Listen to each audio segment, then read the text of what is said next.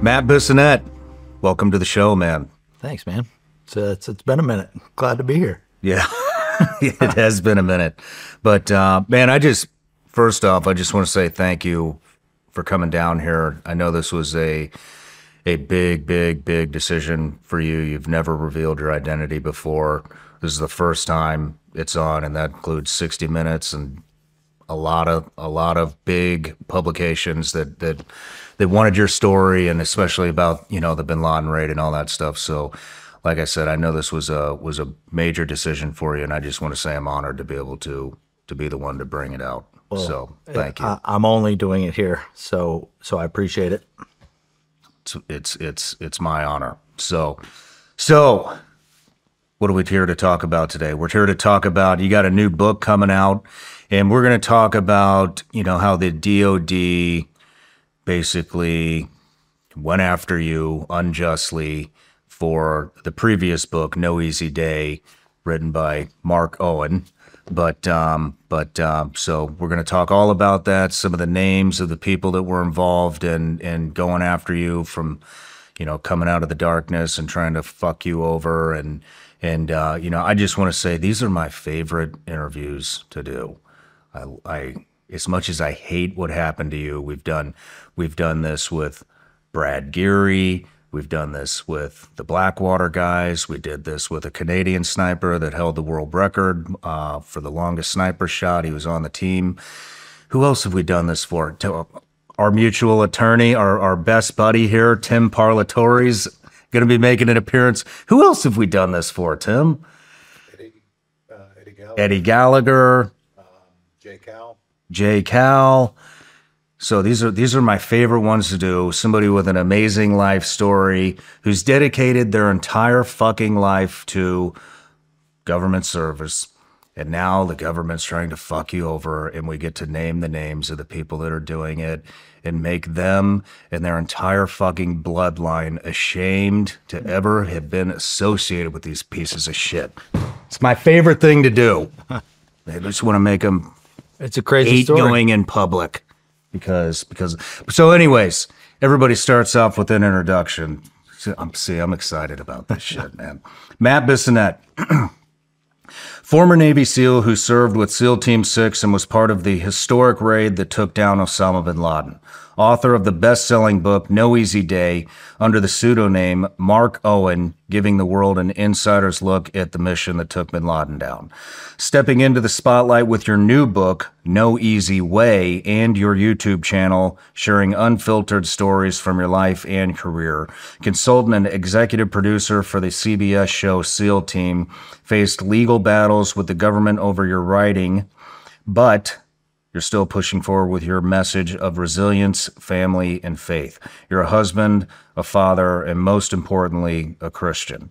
So, once again, welcome to the show.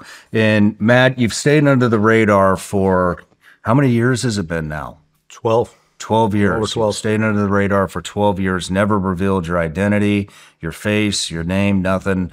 Why now? Why now? Well, as you know, I called you to talk about my next book and possibly coming on here to talk about that book. And through that discussion, we had a real honest discussion, and you asked me some straightforward questions like, why? Why are you still doing this? You've done it for 10, 12 years. Why not? And so through the discussion with you, I thought about it, prayed about it, and said, hey, maybe it is time, right? It's been 12 years. I've fought this battle that I've been in very, very privately and very quietly to the best of my ability. And it's got me to this point. And the point was where I had to write the No Easy Way to tell this story. And so to then get this story out there and actually make sure people heard the true story and how I was treated, this is part of that journey. So where is No Easy Way? Where are we in the process of? No Easy Way book was submitted for government review, right? You have to submit that one for government review? Yes, absolutely. And any book, anybody who's signed a top secret clearance has to get any and all works reviewed. Now, is that enforced across the board? Absolutely not. They just go after who they want to. But Yeah, didn't McRaven just do a special on this on Netflix or something? Admiral McRaven. get me started on McRaven. Didn't he just? Yeah. I mean, that's way bigger. That's a Netflix thing, right? Sure. So he doesn't have to do it. Yeah, I think there's a double standard here. Yeah, for that's some an of the admiral. leadership. He doesn't have to do shit like that. But so hold on though. Wait, why do you have to write? Why do you have to get the next book approved by the government? Are you talking about tactics? And It is a long story, my friend. And it's I'm telling the story of what the government did to me over my first book, No Easy Day. oh, you have to get approval to tell the story on how the government fucked you over on your first book. Yes. And And it's been 6 months. and it hasn't been approved yet? They won't approve it. I've heard be nothing. damned. They keep slow rolling me, which to me means, right, the DOD swamp, right, that's there, wants to crush my story, doesn't want it out. And so again, that's part of the reason I'm coming on, sitting down with you here, is to start telling the story and maybe shake the tree so people hear a little bit about what these people did do to me. Jeez. Well, like I said, I'm excited to do this. So what I'd like to do is I'd like to do a life story on you, starting from childhood through your SEAL team careers into development group, and then, you know, the book and everything that happened. I know there's a lot. Well, it's basically 2 interviews in one, because of the shit you're dealing with now. But before we get going, I got a couple of things to knock out for you. So I got you some gifts, Matt. Here you go. Everybody gets those. Very excited about these. I've got a lot of people asking for these. If I got some today, they wanted me to bring and share with them. So thank you. We'll load you up. And then every once in a while, we give one of these out on the show. So I got a buddy over at SIG.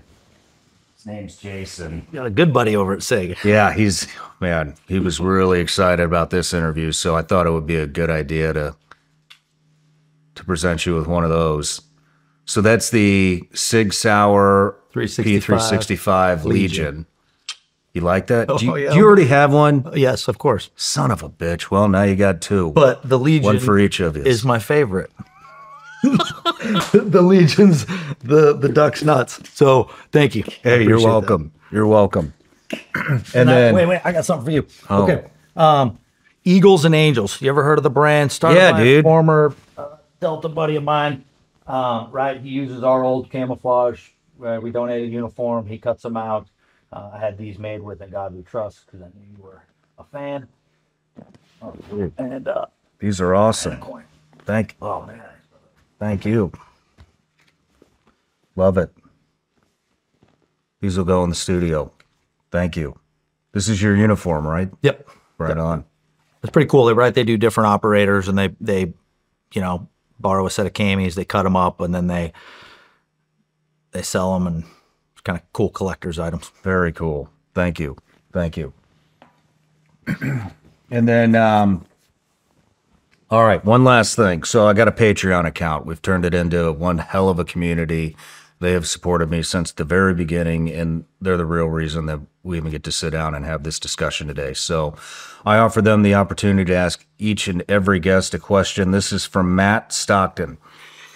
How do you keep your faith with so much opposition, and how did you find so much solidarity after war fighting? What's the first part again? How do I keep my faith? How do you keep your faith with so much opposition, and how do you find so much solidarity after war fighting? I would say I keep my faith is easier to keep when I've been in the trenches, when I've been in the fight, because it's much more, I'm in the fight and I need to remember, right? Where I've had my biggest struggles is where I'm not in the fight and it seems kind of quiet and there's not a lot of stuff going on. And that's where I've struggled. So in the most emotional experiences, or when we dealt with a lot of death in the teams or whatever it was, that was where I was able to understand that my faith and there's a plan, right?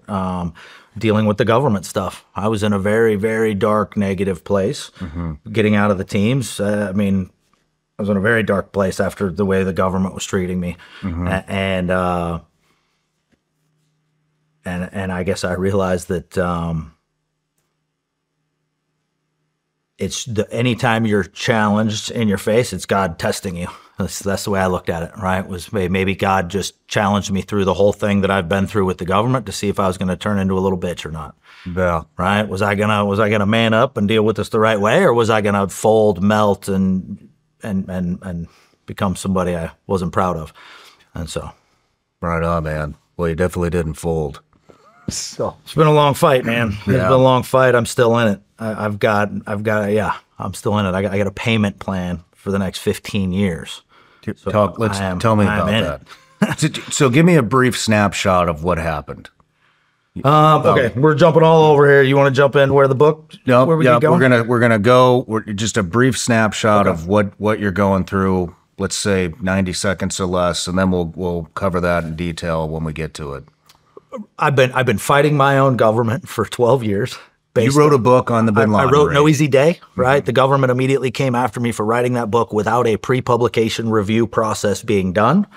They came after me legally with unlimited attorneys for a whole bunch of time. Ultimately, they said, hey, look, there's nothing classified in the book. We just want all the book money back. Well, I had spent $1.5 million of that book money on my lawyer fees defending myself against these baseless accusations. And in the end, the government said, we want it all back. So I gave them all the money the book money that I had left. And they said, look, you're still missing 1.5. We want that back too. So I sued my attorney. I won. Went back to the government with a winning malpractice case saying, hey, I'm relied on the advice of counsel to publish my book without a review. I know the government didn't want to look at this, but I sued my attorney and won. Will you relook at this case? They said, no. I said, well, I can't pay you $1.5 million in 3 years. Give me some sort of payment plan. And so they said, give us all the money your malpractice suit made, your winning malpractice suit, and then they put me on a payment plan. So I pay $3,800 a month for the next 15 years. They said if I miss one payment, they'll charge me back taxes and come after me again.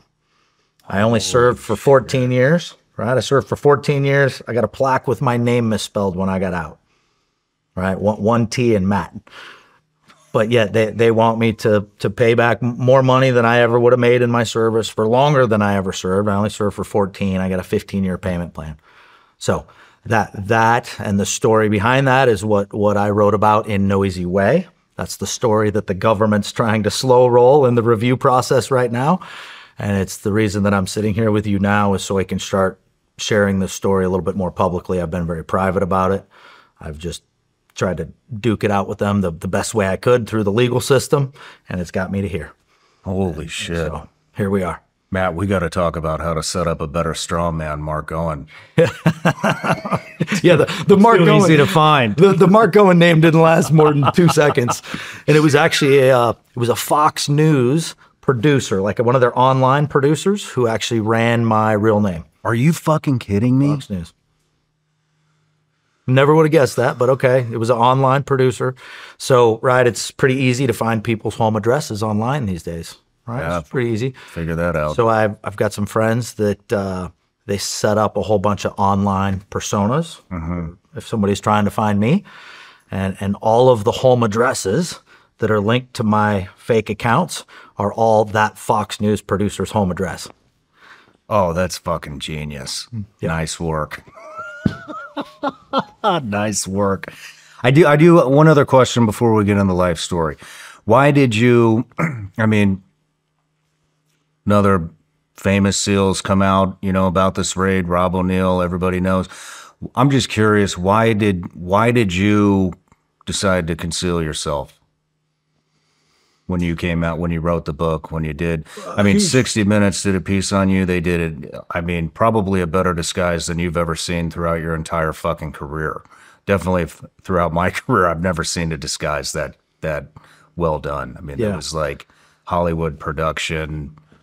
It was wild. It was Hollywood level makeup people that came out and did it. But to answer your question, I was a kid I grew up reading books. I grew up reading books about the community. That's why I wanted to join. I read books about the SEALs in Vietnam. Boom. Had my service. I knew the president had authorized the movies and the books, right? I knew all of that was happening, right?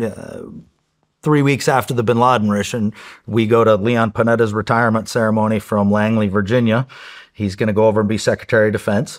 He gives a great speech on stage, gets off stage, Langley, Virginia, right? And he literally brings over Catherine Bigelow and Mark Bowl, Hollywood producer, screenwriter, director for Zero Dark 30.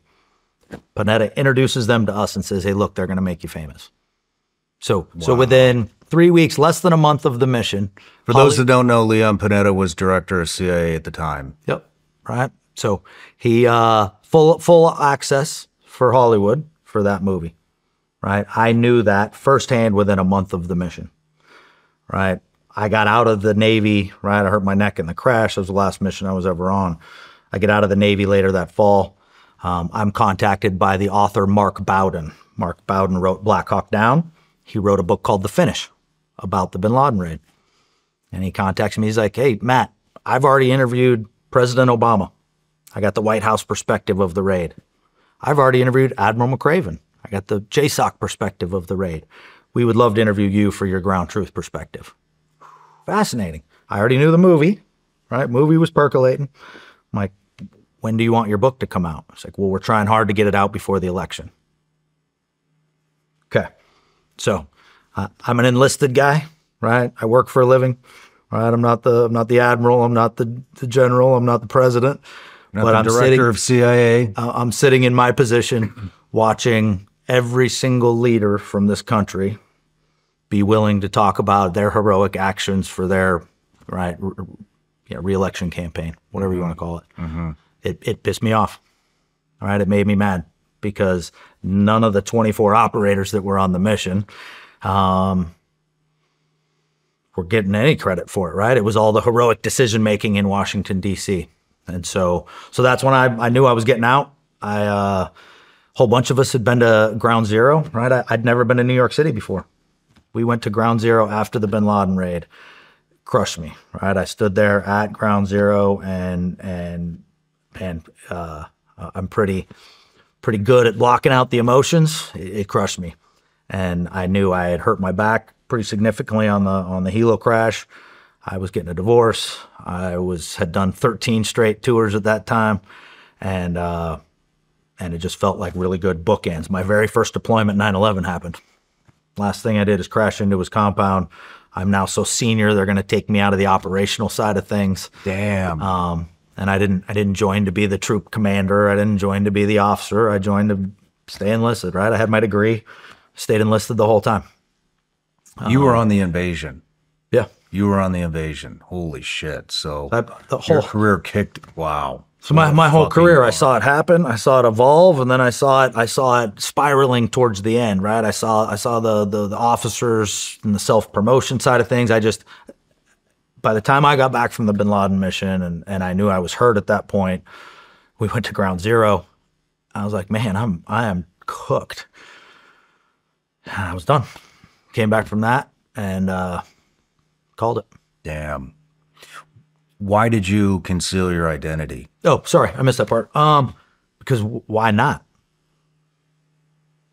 If somebody can tell me the upside of being out there and being famous or trying to be, right? I very much enjoy my anonymity.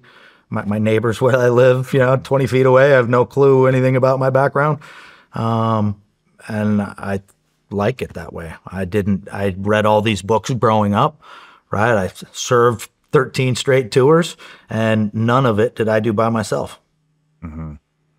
So why would I then now all of a sudden write a book talking about all my heroic actions? I never saw it that way. I was like, okay, well, if I'm going to write about it, I'm going to do it in my terms, and I'm not going to show my face because that's irrelevant, right? The story is what it is. It has nothing to do with what we look like. Yeah. And so, yeah, that's when I was like, okay, I want to tell the story. I want to do it accurately, authentically, and then I don't want to be the center line of the story. So I'm going to remove myself from the equation, and that's where it started.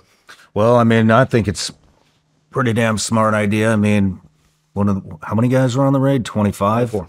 24 people out of the entire world on the raid that takes out the fucking world's most wanted man. And Pissed a lot of people off. But I didn't want the story to be about me. It's irrelevant who wrote the book. It's like, let's hear the story. Who are these type of people? Where do they come from? Who are these guys? What are SEALs? What are they all about? Yeah. Right. And I think Hollywood does a pretty shitty job in portraying it. Right. They think we all look like Jocko Willink. Right. But I'm sorry, I don't look like Jocko. I don't run like Goggins. Right. Sorry. Yeah. Well, glad you're here once again. So let's get into it. Where did you grow up? I grew up in a remote village in the middle of Alaska. My parents were missionaries, Christian missionaries. A village called Aniak, Alaska, 350 miles northwest of Anchorage on the Kuskokwim River. 500 people.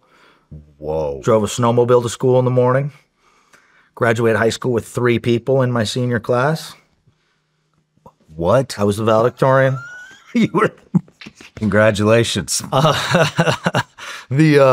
high school mascot, and you can Google it still to this day, right? Aniak's the name of the village. Our high school mascot was the Half-Breeds. Are you serious? The Aniak Half-Breeds, the mighty Half-Breeds, right? They're the high school cheerleaders. And everybody thinks it's a derogatory term, right? I say bullshit, right? In the village in Alaska, right? I was one of the few white kids that were in the village, right? Most everybody was a half-breed, and everybody was proud of that heritage. And what was the moral of the story? Nobody cares what color you are. Don't be an asshole. That's the way I grew up, man. I grew up in a village as a minority, as the white kid, appreciating the fact that everybody was a half-breed. Right, I drove a snowmobile to school. I bought my first AR-15 from my history teacher after class. Get the fuck out of here! What? After class, I gave him $700 in cash. He reaches under his desk, pulls out my Colt AR-15 A2, and boom! I put it in my locker till the end of the day. What? School ends. I slung my new rifle, walked out of school, got on my snowmobile, and drove home. Holy shit! So. Yeah. What's the name of this town? Aniak. Aniak. Love it. So, yeah, man, it was a middle school. Dude, well, hold on. So you're the only white kid in a town of, no, there's did you say 300 or the school? 500. There's a handful. Not more than 100. Well, I guess what I'm asking is, how the hell did your family wind up here? Missionaries. I was born in California with 2 sisters, right? My dad was a teacher and had an opportunity to move to Alaska and teach for some of these remote villages.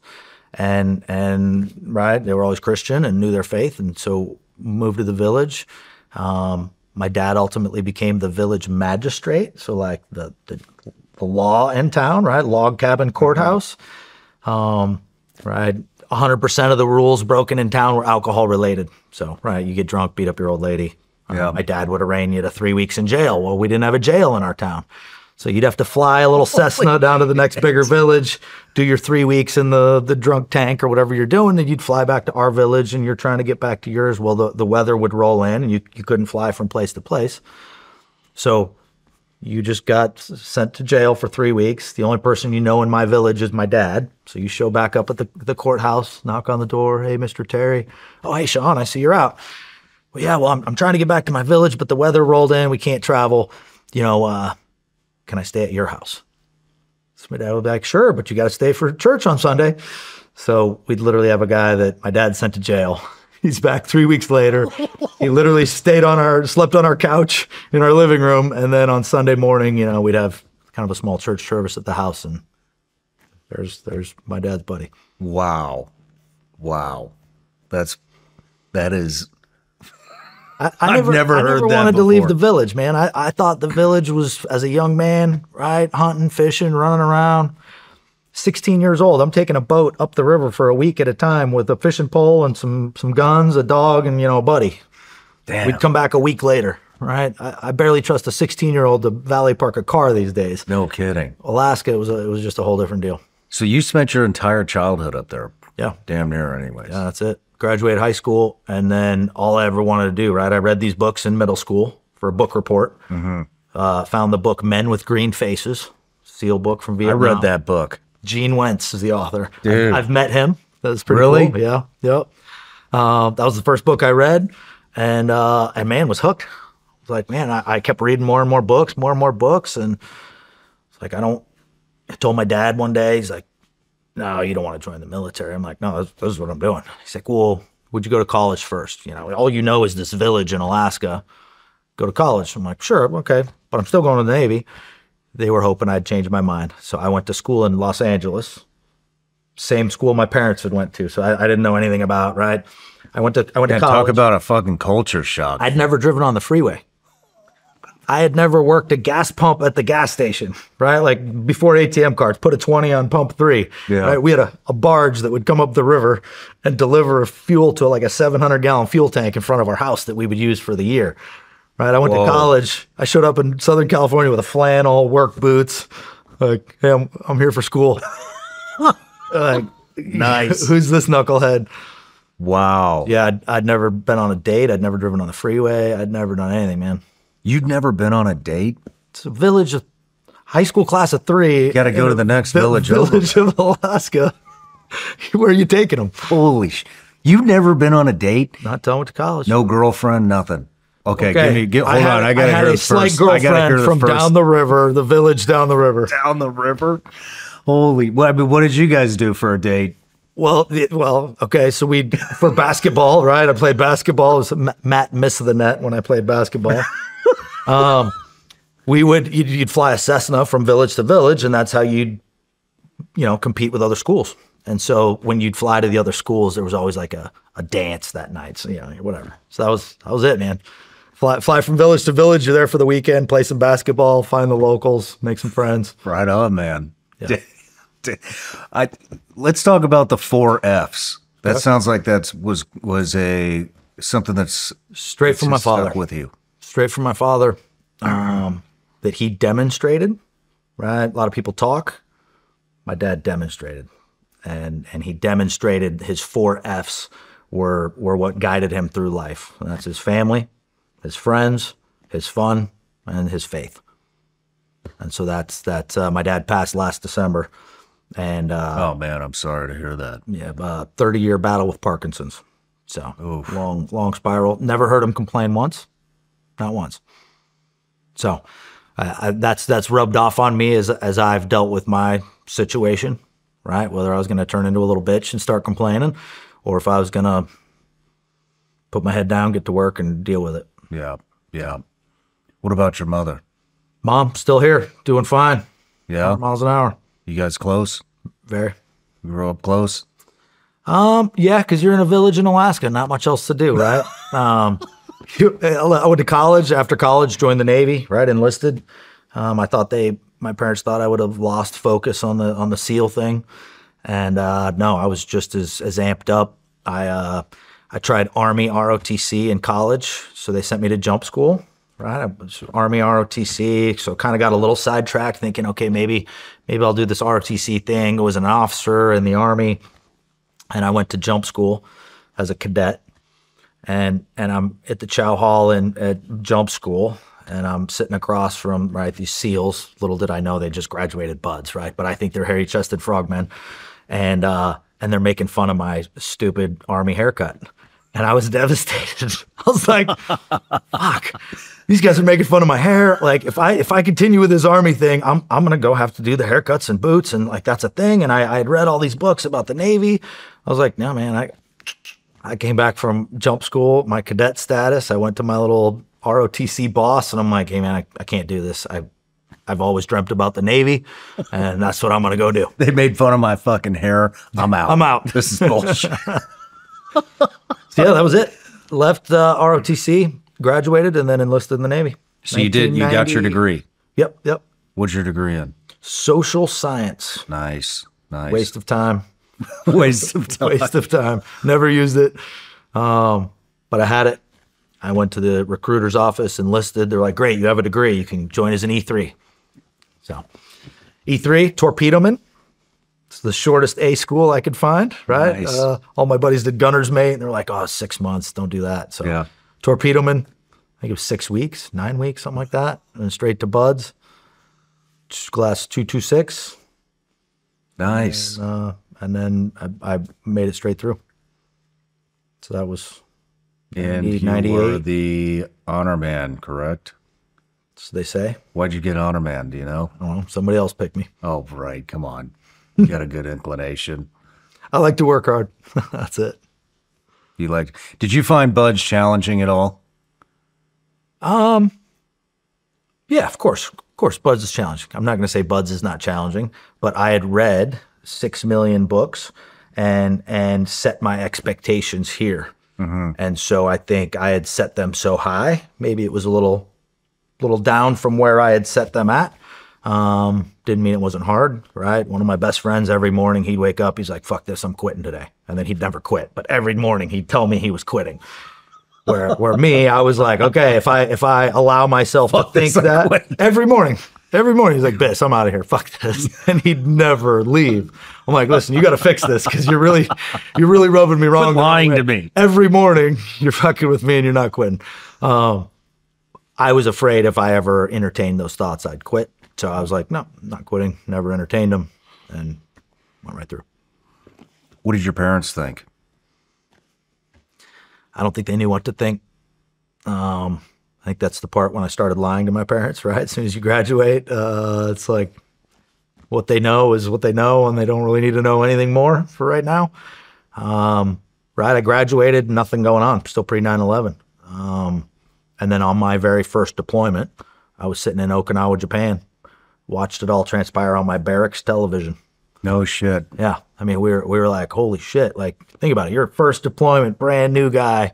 Nobody in your platoon seen any combat. Like, you know, there's the stories of guys going around that maybe the little Grenada, Panama here and there, but nobody really done anything.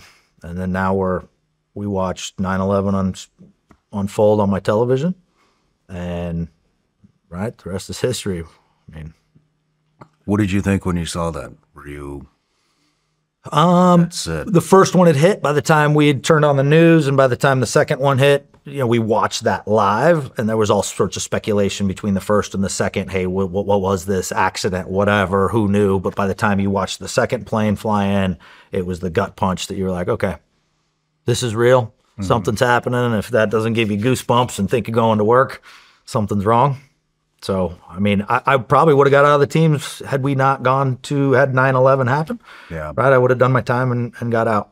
But now I was smack dab new guy. 9/11 just happened. We finished that deployment, came back, did another workup, and then my next deployment, we deployed right to Iraq for the kind of initial invasion up into Baghdad. Man.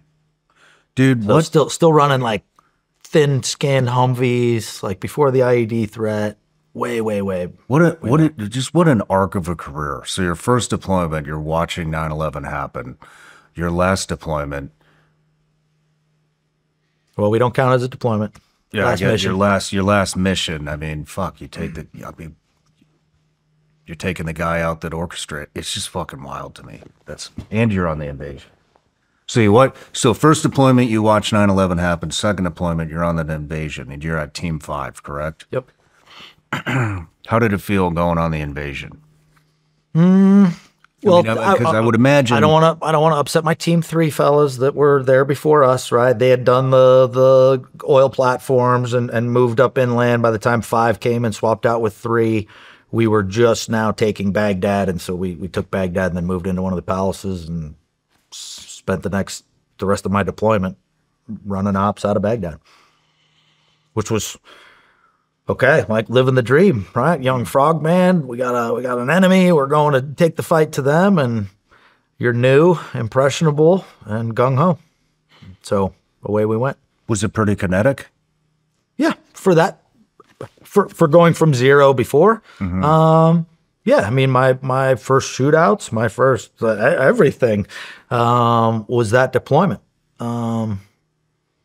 There was a lot of learning happened that deployment, but it's still learning because it's a Team 5 platoon that's pretty new. So yeah. Well, let's talk about what was the first shootout? What was your first gunfight like? Was it what you had expected? Reading all the books? No, it's never as expected, right? You can think what you're going to think, and it's never plays out that way. At least that's in my opinion. Shot through the door. Shooting through the door. That was the first first, oh my gosh, they're shooting back at us right now, right? We'd assaulted a target, just hitting houses. And it was at the front door, and they just started pumping rounds through the front door. And that was the first time I was like, oh, okay. All right. Something's happening here. Right on. That was it. What else were you guys doing that deployment? That was it, right? We lived in the green zone, lived in one of the palaces out by BIOP, Baghdad International Airport.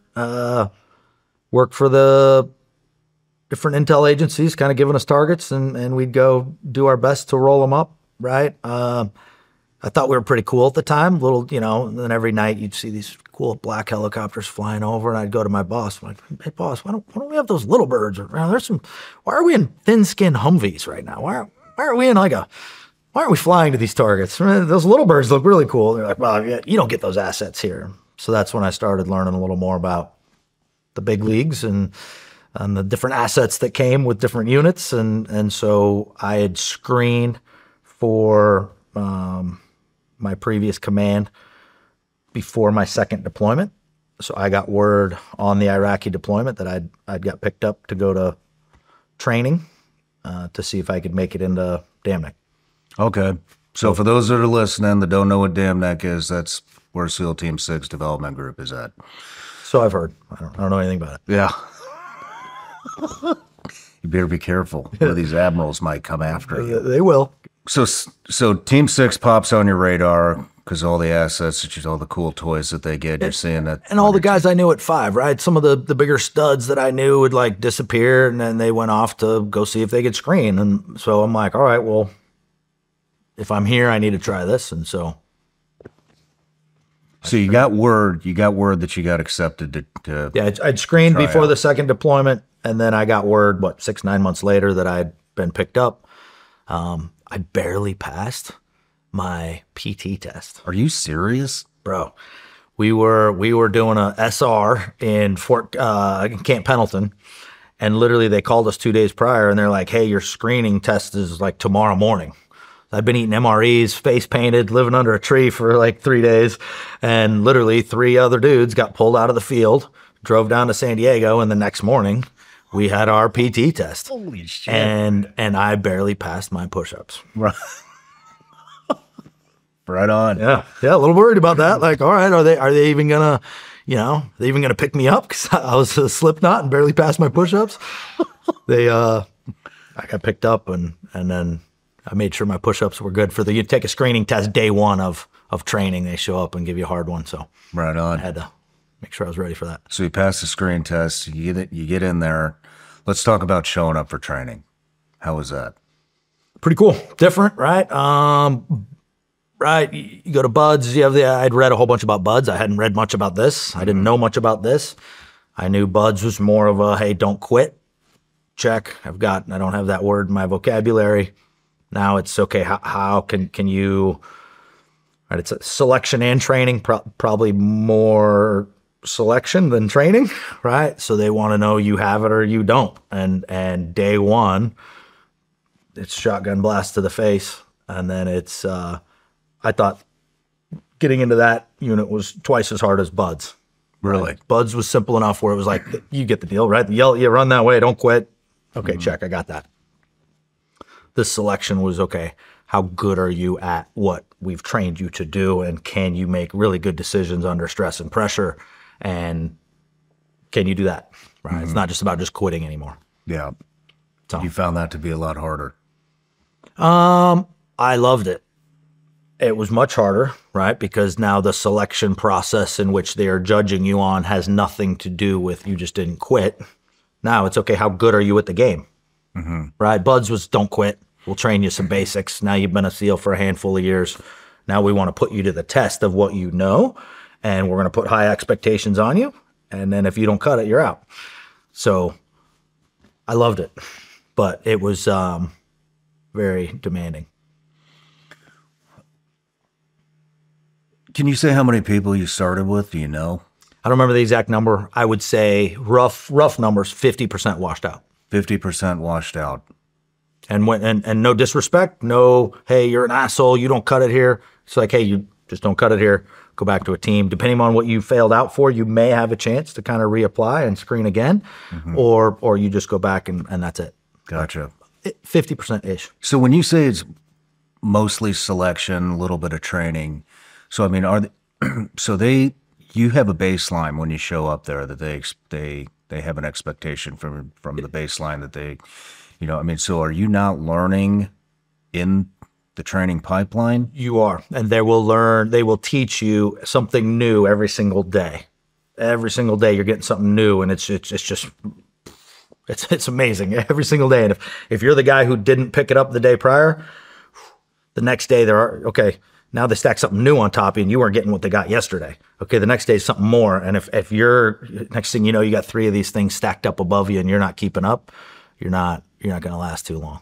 So what did you find to be the hardest part of Green Team? For those who don't know, Green Team is it's the training regimen to get into development group. I think it's an individual operator's ability to identify a situation, right? It could be an elephant, a big elephant, and be able to be like, okay, I'm going to eat that elephant one bite at a time.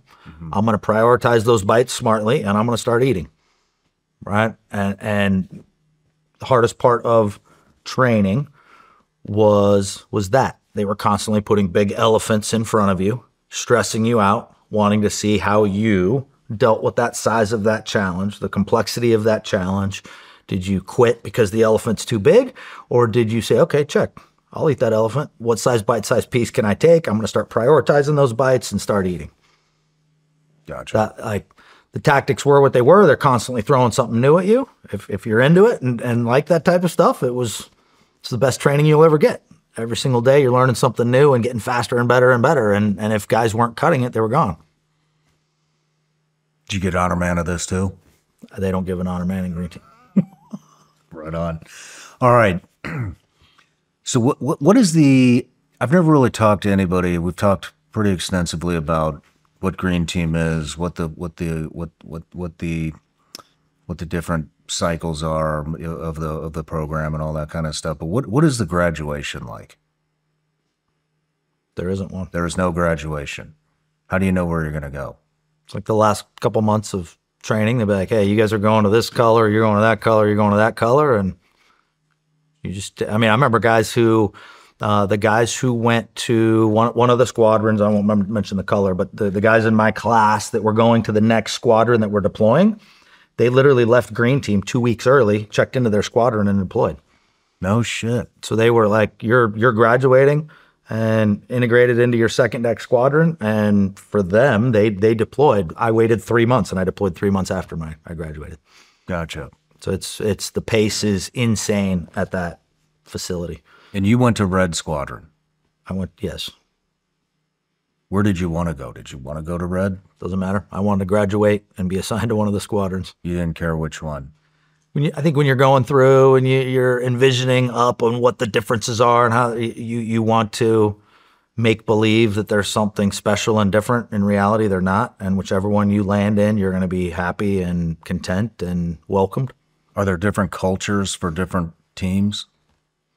I didn't think so. Maybe little nuances, but not significant enough to speak about. How would you describe the culture of Red?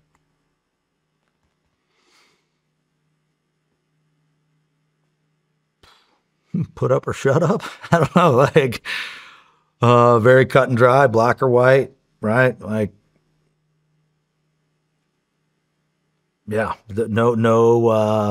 quarter, right? It was standards were this high, and if you didn't cut the standard, we're not going to give you a break on it, right? Here's the standard. You either meet it or exceed it, or we're going to have problems. I loved it because everything was very black and white, and you were either on one side or the other. And then of course, right, the op tempo was through the roof, right? I'd done 2 deployments at Team 5, which were the longer, slower ones, and then you get to that command and they're more often and quicker.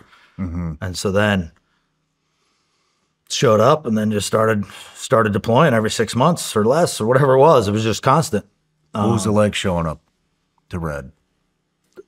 Everything that I'd always dreamt it would be, it was. Let's talk about... That's a bold statement. Yeah, let's talk about Let's just describe it. Day one. You go up to, well, now it's all different, but we went up to the second deck, right, which is where all the squadrons are stationed. You show up with your case of beer, and you introduce yourself, and right, the whole squadron's sitting around. They're like, all the new guys are standing there, like, okay, Bish, stand up, tell us about yourself, and where you're from. You're like, hi, my name's Matt, and I do Team 5. They're like, shut up. You're like, oh no, keep going. You're like, okay, well, I was at Team 5. Shut the fuck up, new guy. You're like, all right, check. All right, here's my beer. Next guy goes, and they yell at him. They're like, great, we don't care anything about you. Welcome to the team. You're new. Doesn't care what you used to do in the past. You're now part of the team. Let's go. That was it. And then we went to work, man. And we went to work. What's the team room like? In what way? I don't know. Do they have any artifacts in there from previous missions? It's like this on steroids, right? It's cool artifacts from missions all over the place. Whole bunch of computers around the walls of the room. Right, we got a new command by the time I left, so it was updated. The one I moved into was the old school, the OG building. It's been updated a lot since then. Right on. Any particular artifacts that stick out in your mind? Nothing. They're all artifacts. Nothing that cool. Right on. Well, Matt, let's take a quick break. When we come back, we'll get into some of the different operations that you were on before the Bin Laden raid. Cool. Buckle up, because the biggest Black Ops ever is arriving on November 14th. That's Call of Duty Black Ops 7. With 3 epic game modes across co-op, campaign, multiplayer, and zombies, it's pushing the franchise into bold new territory. The all-new co-op campaign lets you play solo or with friends as you infiltrate Avalon, a high-tech stronghold on the brink. At launch, jump into 18 explosive multiplayer maps with exciting, fast-paced movement. If you're looking for some undead action, the round-based zombies mode is back again with a twist. You'll fight through hordes of zombies as you drive the new wonder vehicle named Old Tessie and wield a brand new wonder weapon. Black Ops 7 doesn't just evolve, it reinvents. If you thought you knew Call of Duty, get ready for something even bigger.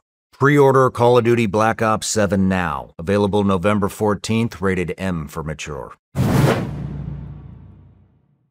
Hey folks, our friends at Tractor Supply have always stood for community, for neighbors helping neighbors, and for the people who keep life out here moving forward. And at the heart of every community are the heroes who serve, the veterans, active duty military, first responders, and the families who stand beside them. These are the folks who answer the call, who protect, who sacrifice. And Tractor Supply believes that that deserves more than just a thank you. That's why they created the Hometown Heroes program. It's their way of giving back in meaningful, everyday ways. As a hometown hero, you'll enjoy special perks through Neighbors Club, like earning rewards on every purchase, free trailer rentals and delivery, and exclusive savings on holidays that honor your service. And the best part? Once you sign up and verify through ID.me, it's automatic. No hoops, no hassles. So if you or someone you love is a hometown hero, visit tractorsupply.com/hometownheroes to learn more.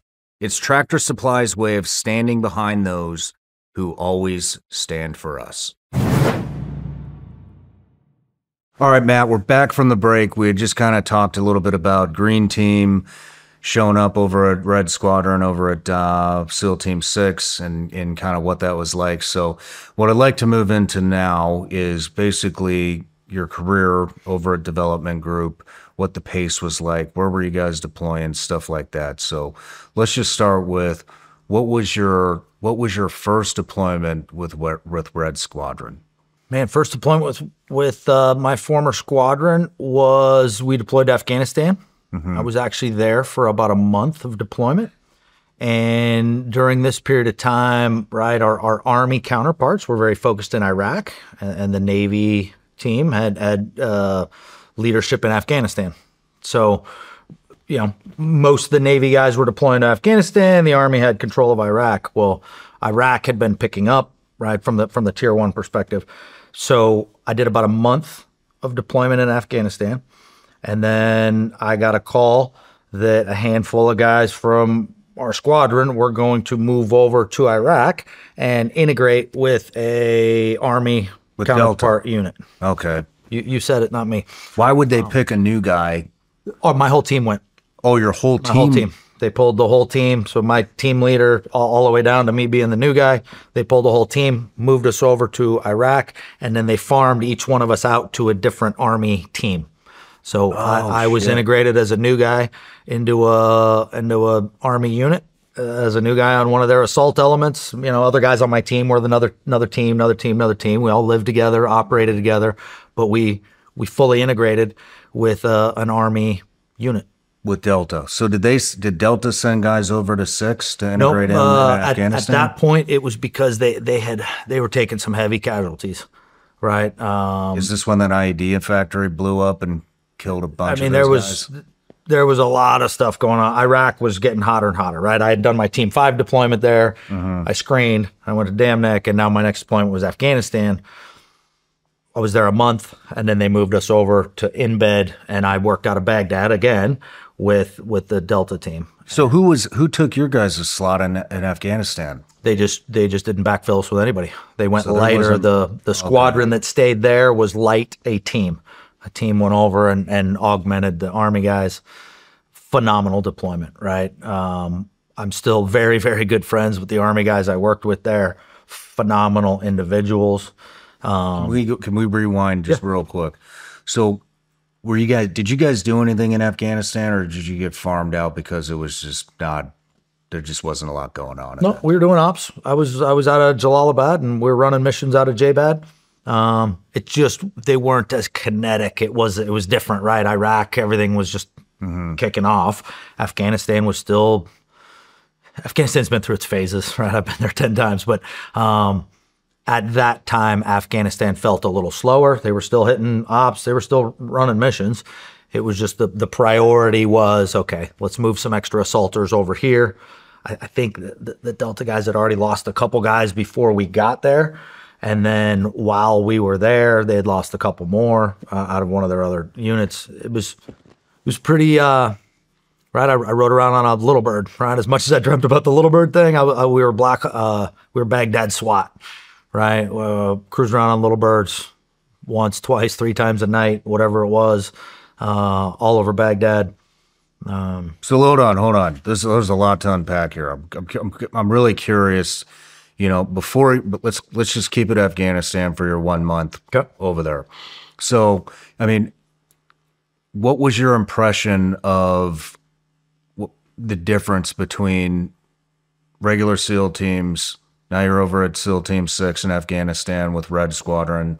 Did you see anything right off the bat? We're not talking about, I mean, you're only 2 deployments into your 13 deployments, so you got 11 left over at 6. What was your first month like in Afghanistan with Red? Great question. A lot more toys, a lot more assets, and then the guys I was working with were all older. Right? I think our regular teams, you're all new. The age group's younger because you're newer, right? You get to Dam Neck, a lot of older guys that have been there a long time. So just from a maturity of force, I noticed that. B, from a mission planning perspective, right? Just maturity of force, guys who've been around a little bit, the mission planning, what type of targets were, just all of that. The technology was a huge, right, differentiator. We had different toys, different assets, different stuff that we could use to target our guys that we were going after. So that was kind of the biggest eye-opening. Hey, I'm now in this big league unit that has some additional resources and tools, and wow, this is cool. I'm a new guy playing the breacher, new guy just carrying the heavy shit, and loving every minute. But right, we're only there a month, and it was, you're chasing your phones and your bad guys and doing your normal thing. But Afghanistan terrain is not like Baghdad, right? It's, unless you're in Kabul. Right, I operate in the mountains of Afghanistan, so just the rural missions to urban missions. Was it everything you thought it was cracked up to be from the very beginning, or were you a little disappointed? I gotta be honest, man. Everything I dreamt about and read about and wanted to get to, I saw and I experienced, and I was like, Right away. fuck yeah. Nice. It was pretty legit, right? The caliber of guys you're working with are just next level, right? It's everybody's tightening each other, making yourself bigger and better, and yeah. Nice. Nice. And so what was it like jumping over to Delta? I mean, you have a month taste in the training pipeline of development group. And then, I mean, shit, less than a year over from, it sounds like it's less than a year from when you showed up to Green Team to Deployed with an Army unit. Now you're with Delta. Yeah. Who's the Army counterpart. Yeah. What? They were phenomenal. I had a great time. I figured there'd be more, the rivalry shit talking. None of that. None of it at the operational level that I experienced. Like I said, I'm still very good friends. Some of my best friends were the Army guys I worked with on that deployment. Pretty cool, right? We're working out of Baghdad with all the sexy assets that right. I'd been in Baghdad a deployment and a half before, dreaming of all these fun assets and toys and what it would be like. And now here I'm back. Now it was a tier 1 unit. It wasn't Army Navy, but it was Army unit, and a whole bunch of Navy guys were still there. And now we're hitting shit every night. That was right. Yeah, that was a steep learning curve. I'll bet it was. I mean, what are some things that are different? What are some things that you notice that are different between the two? I mean, let's just start with the assets that you're given. I'm talking the difference between development group and Delta. Oh, what are the differences that you noticed between? We swim more. That's it. and if you get honest with the Army guys, like half of them be like, yeah, if I could swim better, I would have went to Buds. Like, well, thanks for being honest. I appreciate that. Right on. No, great guys, right? I've worked with operators from around the globe, right? German, Israelis, Brits, Aussies, all very similar, like-minded individuals, right? Their camo may be different. Their technology on their gun may be a little different. The funding they got for training is definitely different.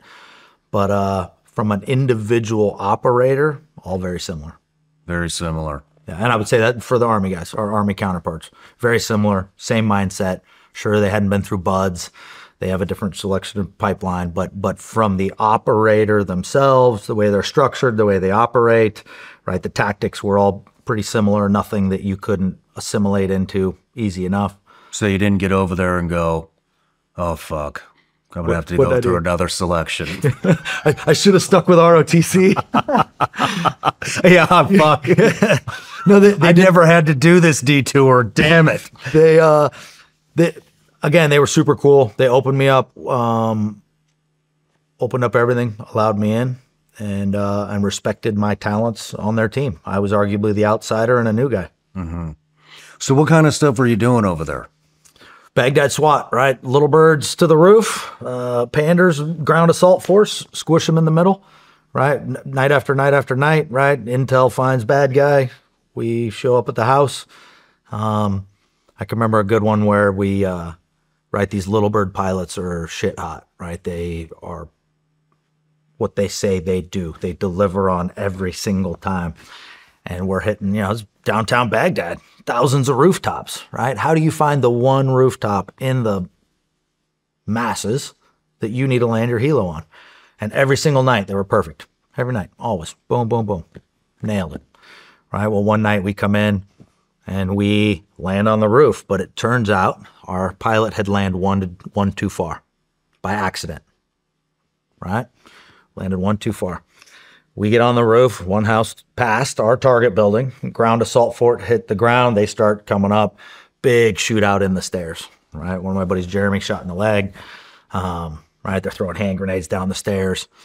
Turns out there was 8 guys in the top floor that me and 3 other dudes would have landed and made entry into that space, right? Because we were little bird team to the roof, 4-man team. We would have gone top down. We would have entered onto 8 dudes, and that probably wouldn't have worked out too well, right? I got a lot of big guy upstairs scenarios where, right, you don't understand it in the minute, right? You're like, oh, fuck, we landed one house too far. We should have been there. Well, had we landed on the right roof, the odds are it would have, you know, maybe we wouldn't be here, right? It'd be a whole different story. So yeah, that was an average night in Baghdad. That mission was actually the first night I ever killed anybody. No shit. Yeah. Right. I'd done first deployment, no combat. Second deployment into Iraq, we'd done some shooting, but nobody that I had ever like engaged and saw type thing.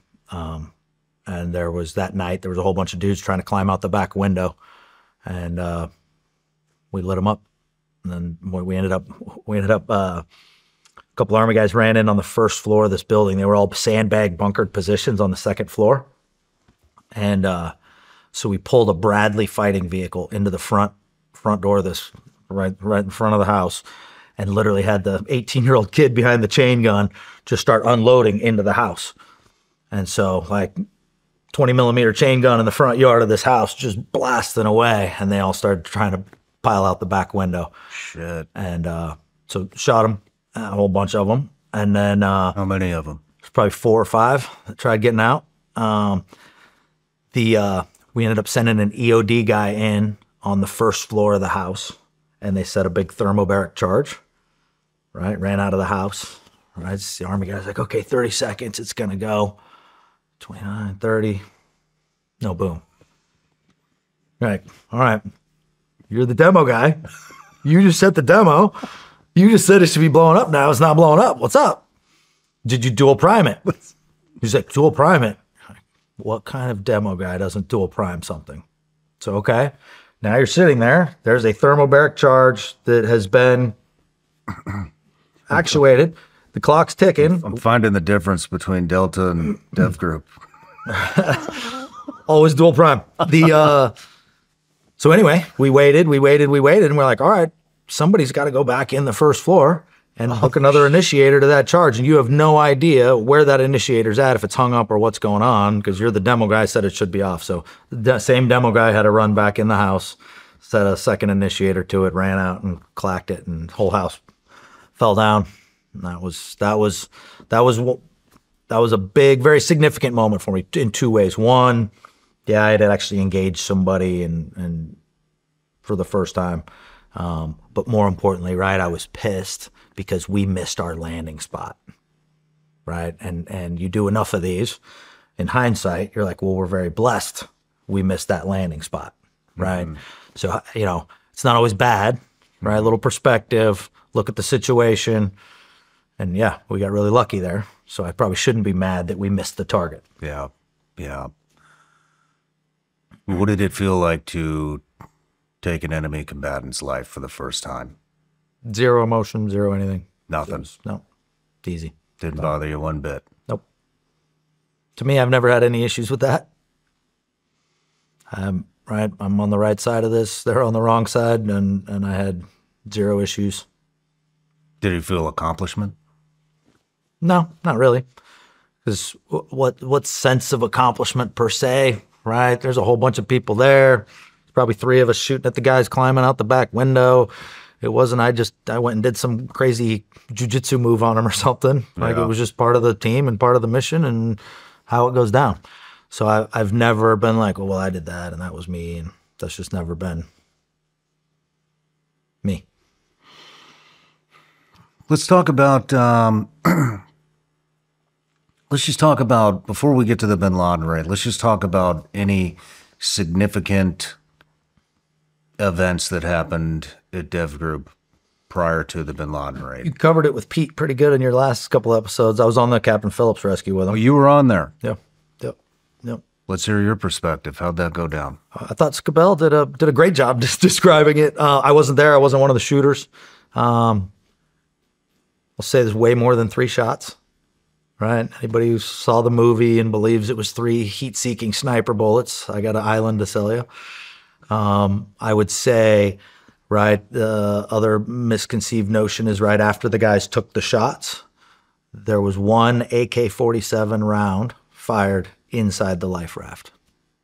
I don't think that's in the movie either, right? So talk about hero to zero status, right? The shooters thought, okay, well, we just missed, and they offed the captain. So I think probably the sexiest move that night was a couple of the snipers that were on the back fantail the ship, right? They put their long guns down, they still had their pistols, but they climbed off the back of the ship, right? Ocean waves, little rope that goes out to the life raft, and they did the commando crawl like the O course, right? Down the rope on their stomach, all the way to the life raft, you know, climbed to the back, stuck their guns in, and everybody was dead. So that's the piece that I always share that's not in the movie. Other than that, right? I wasn't one of the shooters. I wasn't intimately involved in it. I was there with the almost 100 others that if they got their captain to shore, we would have had to go hit some of the training camps or some of their facilities on shore. A lot more booger eaters than the three we were. No shit. So that's how that would have went down. There was almost 100 of us that jumped in, right? We didn't need 100 to deal with 4 booger eaters on the life raft. But had they got to shore, and they were within 100 yards of shore, right? But they realized that stretch of beach was different tribes. They would have made landfall. They would have offed them, taken their captain. So we were able to literally convince them to tie a rope to the life raft and tow them south. The 4th pirate, right, had got wounded in the hand during the initial assault, so they had pulled him off the life raft, and he's literally standing on the back of the Bain Bridge with a buddy of mine. There, he's got his hand bandaged, right? They're smoking cigarettes, right? He's lighting his cigarette for them, and they were trying to get the pirates in the life raft to see, right? I'm lighting cigarettes, and he's got his hand bandaged, and then my buddy's like, hey, tells one of the Navy guys, go in and get a soft serve ice cream cone. I guarantee the Somalis never eaten soft serve ice cream. So literally, there's the Somali with his hand bandaged, with his cigarette and his soft serve ice cream on the back of the ship. And that was us trying to say, hey, look, you know, look at your guy. He's getting treated very fairly. He's got medical attention, smokes, and ice cream. You know, give up the captain and you can have some too. That clearly didn't pan out for him. Yeah, man. And arguably, what other tricks he's did the you guys he's have the lucky. lined up? He's the luckiest out of all 4 of them, if you think about it, because he's in federal penitentiary in New York right now, right?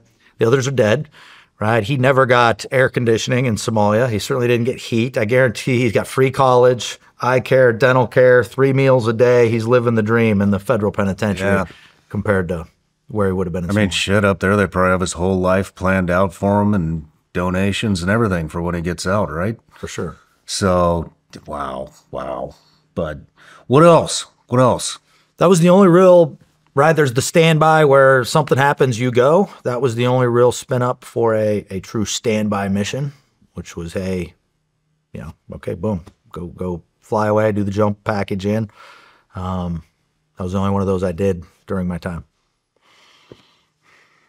Did you lost anybody throughout your career? A lot of Anybody friends. close? If I go through the contact list of my phone, Yeah. 43 names in my contact that are dead. Dude. How many operational? Almost all. Almost all of them. Yeah, a couple of suicides, but yeah, almost all. Who was the first person that you lost in combat? Mike Koch. It's in my green team class. Then the Badger. There's a list. All guys I went through green team with. No. Different squadrons. Red did pretty well, right? The squadron I was in. We dodged a lot of bullets in a lot of different situations, right? A lot of my friends in different squadrons, not so much. Yeah, right? I mean, it's all fun and games, and these deployments are great, but they're not the most safe, and, right, you guys get zipped just about every deployment, every other deployment, right? Yeah, that was, talk about faith and my journey, right? From 9/11 through everything, all of basically the global war on terror. I saw a lot of it grow and change, and I saw a lot of really good people not come home through it. And that, the way I dealt with that, right, without going crazy, was I chalked it up as that was God's plan, right? I knew that if I got shot in the face tomorrow going to work, that was it. That was God's plan. It was what it was. I had done enough of these deployments, had seen enough of you know, guy's not coming home for one reason or another, being bad luck or whatever. And so I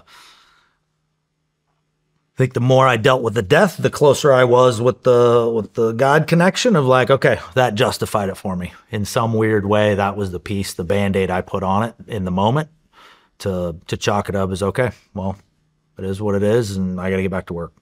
Interesting. So you never really lost faith going, you know, within the SEAL teams. I think a lot of people. I lost most of my faith when I was challenged when I got out by our own government, and that when I didn't understand it and I was confused and I didn't have a community and had been cut off. Right? When I was in, dude, like, how do you deal with death? Like, you're the same job I did. You know the deal, right? It's part of the job. And certainly you're going to keep deploying and do this for as long as I did. If you're not absolutely comfortable with where you're going, if you get shot in the face tomorrow night, maybe you're not going to be as good of an operator as you should be. And so for me, in those moments, I always was much more, I tried to place my confidence in, okay, well, I don't understand it, but that is, since I don't understand it, somebody else must. I'm hoping, I'm betting on it, and hopefully I'll have some understanding of this at some point. Were you married during this time? Yeah. How was your wife handling the operational pace? I'm divorced. It's right. It's tough. Before I got married, I was like, hey, look, just so you know, if work isn't my first priority, I'm probably not going to come home to deal with any of the other priorities you and I may have. And so I was married for 9 years, home for less than 1. Both my kids were born 3 years and a week apart, so I was clearly home on the same deployment cycle. Divorce rates through the roof in the community, right? I think everybody does fine with, oh, your husband's in the Navy, or there could be stuff happened after extortion, right? A couple months after the Bin Laden raid, everybody's on the high. Then extortion goes down, 22 friends in one night. You talk about, we call it Pink Squadron. That's the wives and girlfriends. And you want to talk about some social pressure of it's time to retire, time to get out, time for you to move on. Think of that, the amount of loss. Think then the pressure from the wives to the other husbands that are in the command. You know how many RPGs I've seen come by a ramp on my 47? A lot. Every single one, you're like, oh man, glad that didn't hit. And then one hits. So that puts it in perspective really quick, certainly for your loved ones. How about your kids? Too young to understand. How are you? How's your relationship with them now? Good, because I got out, right? I got out. They were young enough that, right, they knew dad went on long trips. Those were deployments, or short trips were training trips.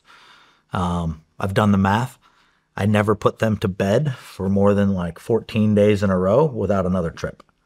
Fuck. Right? Never home more than about 14 days for 14 years plus. Do you think that, I mean, this is, I've done like 250 of these now at this point-ish.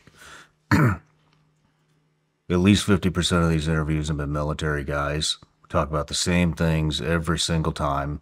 You know, I mean, it's every story is obviously unique to that individual, but I mean, the arc is damn near the same every single time. I mean, would it even be fucking possible, especially in a command like that, you know, to where you can be home for more than 14 days in a row to put your kids down? You can be home for more than 14 days. There were those options. You could raise your hand and say, hey, I need to come off the speeding train. But think about it. There's only a handful of people in this job doing this job. And the numbers are not good, right? The year I left the SEAL teams, the SEAL community had a net gain of 1 new operator. So that's what I know the operator, the individual isn't going to be like, hey guys, I need to take a break because I didn't get to put my kids down, you know, last week. But I mean, when you see you just said it, the fucking net +1 that year. That's it. In the middle of The longest fucking war that the U.S. has ever been in, we got a fucking net one. That's a problem. Plus one. And so what I'm kind of getting at, you know, somebody that was over there and just, you know, my own career in the regular SEAL teams, which was, you're still fucking gone all the time. And you know, the retention sucks. People are getting out left and right. I mean, how, I guess you see what I'm getting at. Like, it would have to come down from the top. Do you think there is a way for the sake of retention that guys can get more time with family, with their kids, with their I'll wives? give you an example. I'd never asked for anything. The longest break I had in my career was selection and training to get into my former command. That's not a break. That's 9 months of just kicked in the nuts. That was my longest break, right? I did 13 straight tours, raised my hand every time, volunteer. At the end, right? Post Bin Laden mission, hurt my neck. I go to my Master Chief and I'm like, hey, Master Chief, I need a break. My family's imploding. Like, medically, something's wrong. I can't drink a beer without my arms going numb. Something's off from the crash. I don't know, but something's off. Look, will you send me to go be a green team instructor or something so I can take a wrap off for 18 months? I'm like, look, I'll go get my master's degree. I'll pay out of my own dime, professional development, whatever. I need to be home. I need to do something for me. I'm getting divorced. Like, I got to figure out how to slow down. He's like, listen, I've got to move somebody to this other squadron, and I got your name on that billet. I'm like, I know, but that's not a stay-at-home billet. That's a deployable billet. He's like, I know, but I got to put somebody there, and we don't have enough people, and I've got your name earmarked for that. I'm like, well, Master Chief, look, I've never asked for anything. My family's melting. My neck is broken. Like, I got some shit going on. I need to figure out. Can you please find something? He came back a week later, was like, no, it's the only option you got. So that's part of the reason I got out. Fuck, man. So can it be fixed? I hope so, right? Could it be fixed? I think so. The priorities at the time were mission success, not Sean Ryan's mental health, Matt Bissonnette's personal wealth, and any of that. How do you think that worked out in the long term? You think that worked out It well crashed for and the burned. command? You always take care of your people first. That's and right. They didn't take care of their people, right? 9/11, I saw a lot of changes between here and here. Right? I saw the tactics change. I saw the leadership change. I saw by the time I got out, right, every major officer I knew was writing themselves up for their own awards, and they were going to get promoted off the number of missions they ran, not off the number of bad guys they caught or doing the right thing. It was, okay, number of missions, amount of awards, all this nonsense. And then I saw the rules of engagement slowly starting to change, right? Making things more dangerous for us, right? So you'd have the Admiral McRavens coming in saying, okay, well, you can't use your dogs anymore. You can't go at night. Like, wait a second. We only go at night because it's safer to the force. We bring our dogs because our dogs save our lives nightly. But now the leadership saying, don't bring your dogs because the locals are complaining about dogs being unclean. What? That's Are you fucking kidding me? serious, bro. That was Admiral McRaven? We had so many different officers and congressional delegations, right? We'd have congressional delegations come over. They would ask us, hey, are these new rules of engagement prohibitive, costing you more danger on target? And our officers would be like, nope, all good. Our senior enlisted Master Chief, I can remember a Master Chief, I'm not going to name his name, but he stood up in the meeting with the congressional delegation and said, well, with all due respect, I don't believe what the officer over here is telling you. I'm the one going on the ground, and yes, it is making it more dangerous for us. Nobody was communicating those things. I saw that slowly happening over and over and over as we're sent back to Iraq and Afghanistan, right, risking our lives. Well, the leadership is making it harder and harder for us to do our mission. And all of that was adding up to part of the reason why I was like, I'm no longer signing my name on the dotted line to work for the idiots. Damn, man. I thought the leadership over a dev group was... No, it has its strengths and weaknesses. I'm not saying it's perfect. I'm not saying it's shitty, but I'm saying we've definitely had our less than stellar, right? When we get into talking about all the book drama, right? When that all hit, right? I reached out to my commanding officer that I had just left the squadron. I'd known him for 8 years, right? I'm like, sir, right? The only thing I've ever been taught, if there's an issue, you communicate with leadership immediately. And that's exactly what I did. You know what that SEAL officer in charge of the SEAL community did? He replied, delete me. That's the only that's the only correspondence I've ever gotten from any leadership in the SEAL community since I wrote my book, or anything, period. Wow. So, you want to talk about leadership issues? I'd say the community has a few. Yeah, I'm not going to argue that. Jeez. All right, well, let's move in. Let's go to the Bin Laden raid. Let's talk about when did that pop up on your guys' radar? We just got home from a deployment. We just got home from Afghanistan, like 8 days prior. They pull 24 most senior of us in the squadron and briefed us up. Said, hey, look, we think we found him. We want you guys to plan the ground assault option. 8 days after deployment. Yeah. Yeah, right after 10 days, something like that. Just come home. I should have been on leave. They pulled us in from leave and pulled the 24 most senior in the squadron. Did you have any idea that's what they were going to talk to you about? No, I had no idea. And I actually had a medical appointment that I couldn't miss the morning that they were pulling these guys down to this other facility to read them in. And I'm like, hey guys, I've got this medical thing at the doctor I've set up, is it cool if I miss this or do I need to miss the doctor's appointment to hit this brief? And they're like, no, you're good. Just drive down when you're done. So I finished my appointment and drove down.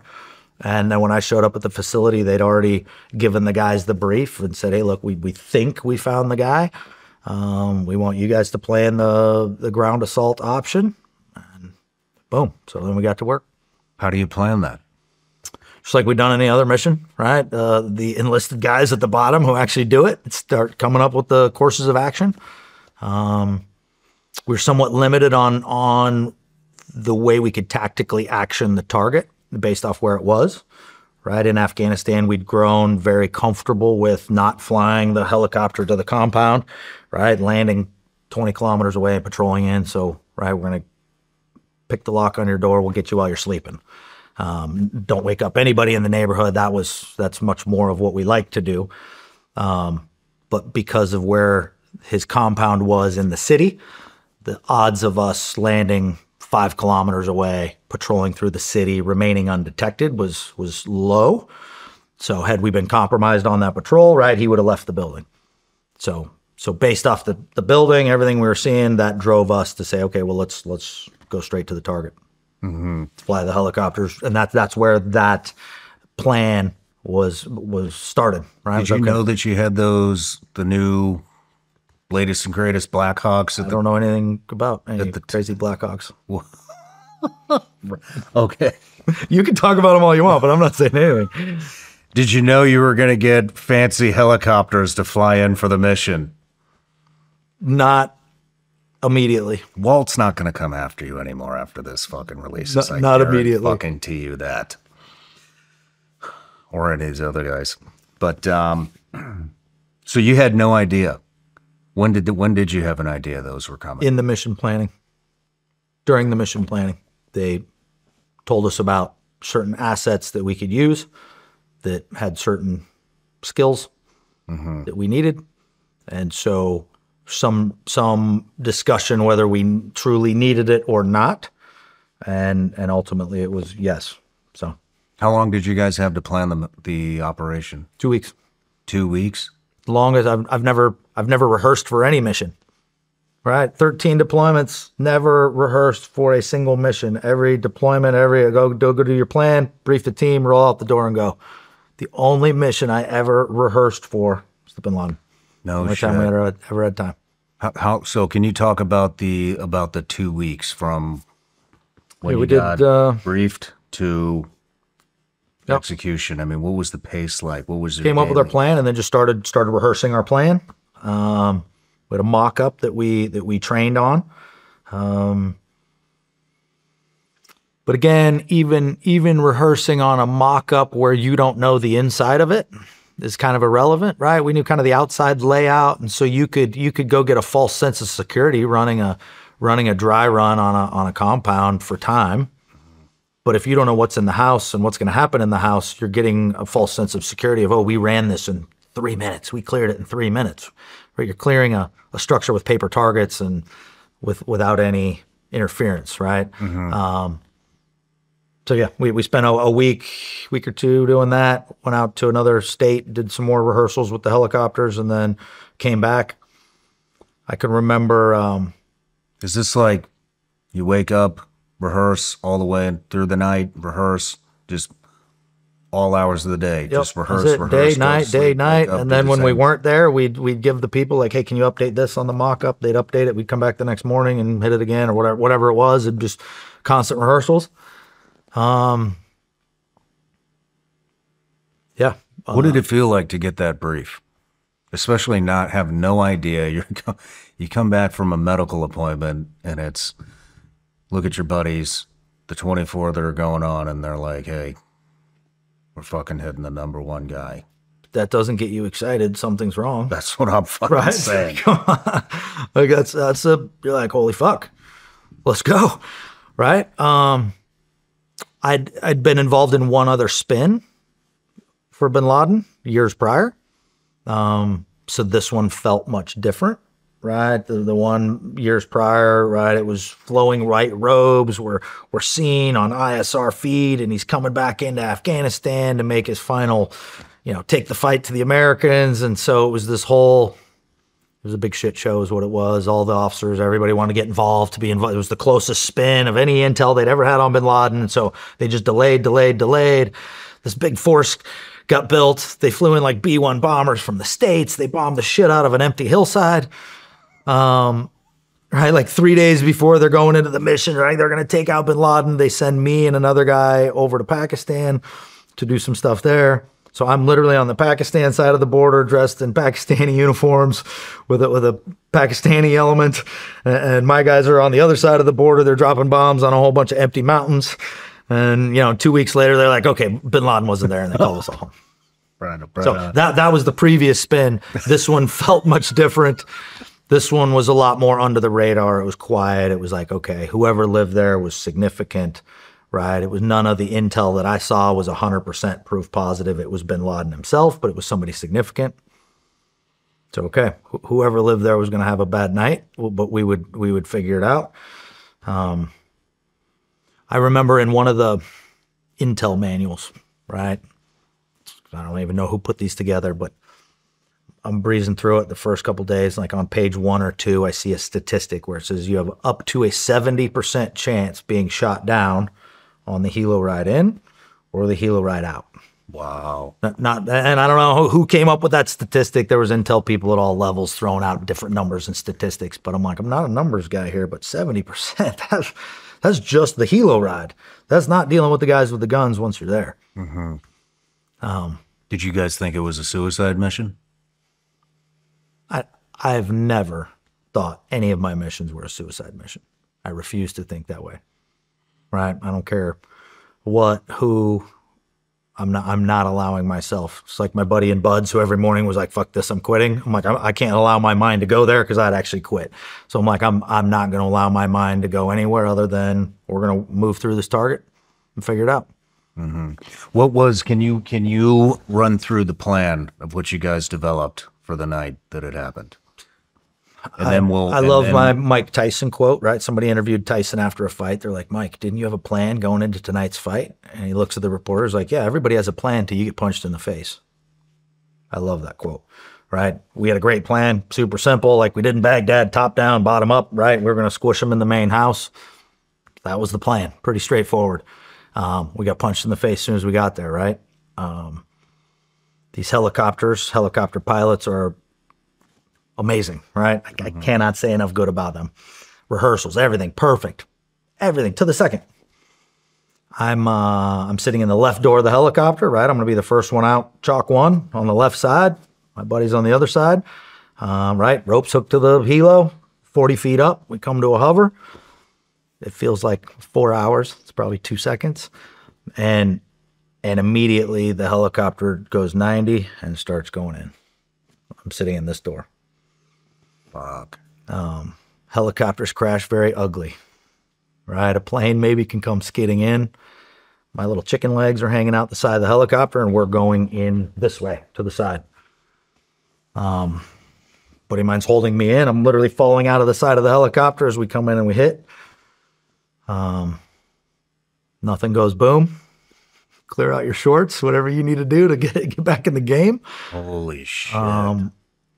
Man, the way we hung up on the wall, right? The helicopter propped up against the wall.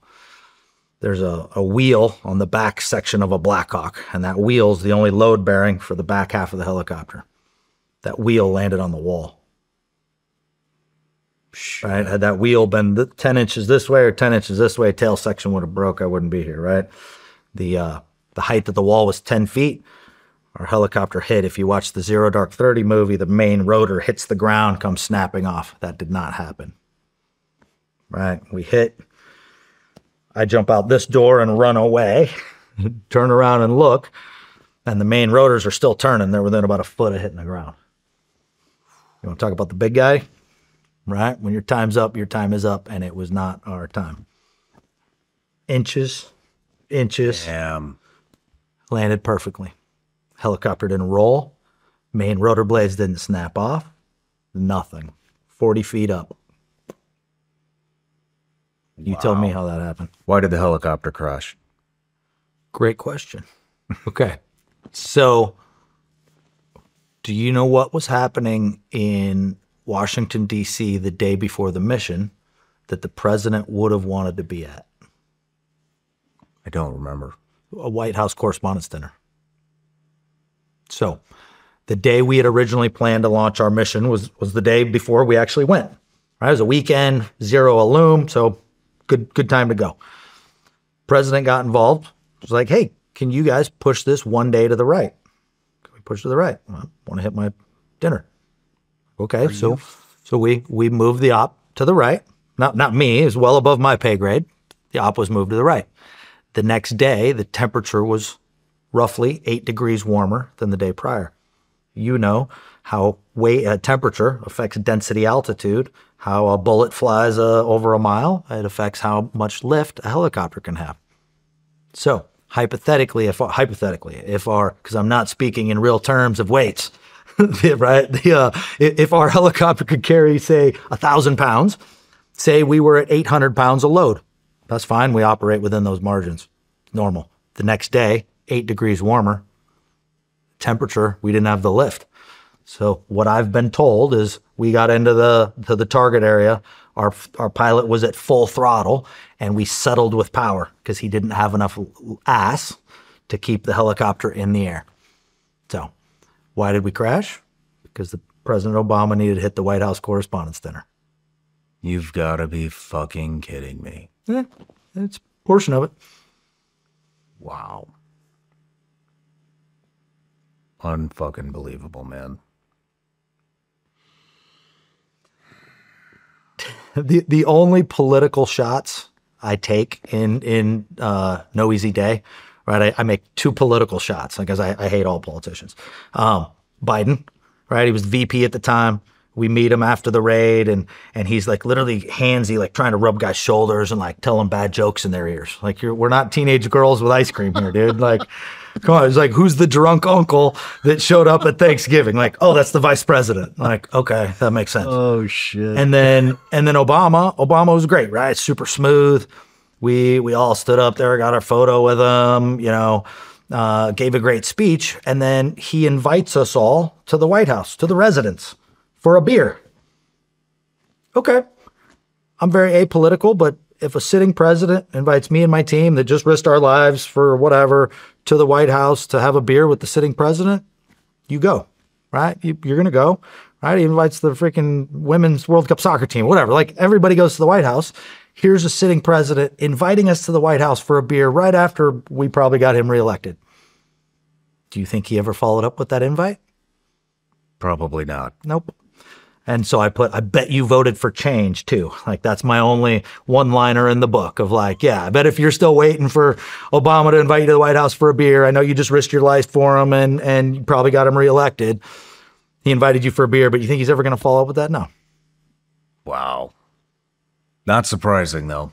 Not surprising. So, yeah, all my buddies are jumping out the other side of the helicopter and going to work. And I'm like, they're going to fucking make fun of me later if they see me over in the corner. So I couldn't run around the front of the helicopter. The main rotor blades are still turning. I literally had to run down along the wall underneath. There was like 3 or 4 of us on our side, but we all ran underneath the helicopter, joined with the team, and reached one gate. And we were back in the original compound that we would have fast roped into, but about a minute delay. So our plan had gone sideways, right? Our plan was top down, bottom up. Plan had gone completely sideways. We crashed into the compound. Second helicopter, there was no radio call between dash 1 and dash 2 that we'd gone in.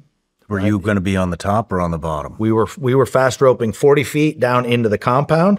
My team was clearing and securing one of the southern buildings, and then we'd all wrap into the bottom floor and go up. Chalk 2 was supposed to go to the roof and work down. As Chalk 2 came into a hover, right, you're flying a really expensive helicopter, looking through toilet paper tubes, night vision, right? And that pilot looks, and he happens to see we've got a parked helicopter in the compound. He doesn't know if we've been shot down, a mechanical, what's going on. He just knows there's a parked helicopter in the compound. Mm-hmm. So he makes probably the best decision of the night that nobody will ever talk about, right? He could have pushed a bad position, tried to do the game plan and land on the roof. The odds are he would have crashed. Why do you say that? Well, I'll explain why we crashed. Our hover was at 40 feet. The compound was mostly 50 feet, right? That second helicopter would have hold a hover with the same weight at 15 feet higher. If we couldn't hold a hover at 40 feet, there was no way Chalk 2 was going to be able to hold a hover at 60 feet and lip land to let his crew off onto the roof. The odds are they would have crashed. So that pilot immediately says, okay, I'm going to do the safe thing. And he hovers his helicopter outside the compound into a field across the street and lands them out there. They thought they were going to the roof. Now they're outside the compound, outside the wall in a field across the street. Shit. So, yeah, somebody ran to the door, let him in. We track sleep, fine-tune our macros, and try to chase every biohack. But real performance starts deep, at the cellular level. Armora colostrum is nature's original superfood. Colostrum is packed with over 400 bioactive nutrients that help fortify gut health, help strengthen immune health, help fuel performance, and more. Let's face it, today's world throws a lot at your body. Toxins, processed foods, stress, and immune disruptors are everywhere. That's why I started using Armora colostrum, and I feel lighter, clearer, and better than ever. Whether you're chasing a finish line, rebalancing your wellness, or aiming to feel amazing, Armora colostrum helps you operate at your highest level because your body deserves the same optimization as your lifestyle. We've worked out a special offer for my audience. Receive 30% off your first subscription order. Go to armora.com/SRS or enter SRS to get 30% off your first subscription order. That's armra.com/SRS. These statements and products have not been evaluated by the FDA. These products are not intended to diagnose, treat, cure, or prevent any disease or condition. These statements and information are not a substitute for or alternative to seeking care from your healthcare providers. You pay for the internet, but the internet cashes in on you. Data brokers rake in billions selling your private information, and you don't even get a say. Your most personal details turned into their business, all without your permission. But Aura helps you take back control of your personal data. They can help remove your private details from broker sites and keep it off. Aura also alerts you fast if your information shows up in a breach or in the dark web. With antivirus protection and a password manager, Aura covers it all. Plus, if your identity is ever stolen, you're backed up Buy up to $5 million in insurance and 24/7 U.S.-based fraud support to help you recover quickly. Right now, you can try Aura for free for 14 days when you visit aura.com/SRS. That is enough time for Aura to start removing your personal information from data broker sites. Sign up today at aura.com/SRS and get the peace of mind that your privacy, identity, and finances are safeguarded. That's aura.com/SRS. Certain terms apply. See the site for details. All right, Matt, we're back from the break. We had just left off. The helo crashed. The other one landed outside the compound. I think you guys are getting ready to link up. Yep. My team was tasked with securing this building to the south of the compound. It was one of the other, Bin Laden had two facilitators that lived in the compound. And one of them lived in this southern little building inside the compound. So my team was tasked with that while the rest headed to the first floor of the main building. We got to the door of the little southern building. Door was locked. I know we'd made a little noise crashing our helicopters, but we're professionals here, right? We didn't want to make too much noise if we didn't have to. So my buddy that was there with me carried a sledgehammer. Right, he starts banging on this metal door, trying to get it open up, and it's not going to open. So, okay, we're not going to spend 5 minutes banging on this thing. We got to get in. So I was going to use my explosives. I commented one of the first times I ever got shot at was through a door. Right, and I've had that happen multiple times now. We just crashed into their compound. We just beat on their front door with a sledgehammer. The last thing I'm going to do is stand in front of their door, setting my charge there. So I literally got on my knee as low as I could, setting my charge. And as I'm setting my charge, just above me, AK-47 through the door. Holy shit, are you serious? Wow. I picked up a little bit of frag in my shoulder, nothing crazy, but I carry a set of bolt cutters on a pouch on my back, right? Each handle can kind of come up. I can pull it out, cut my little bolt cutter setup. We got back from the mission. I was going through my stuff. There's a bullet stuck in the handle. Are you serious? So we got lucky with the crash. We got lucky with 30 seconds later at the door. Myself and my partner returned fire through the door blindly, and everything goes quiet. Wow. All right.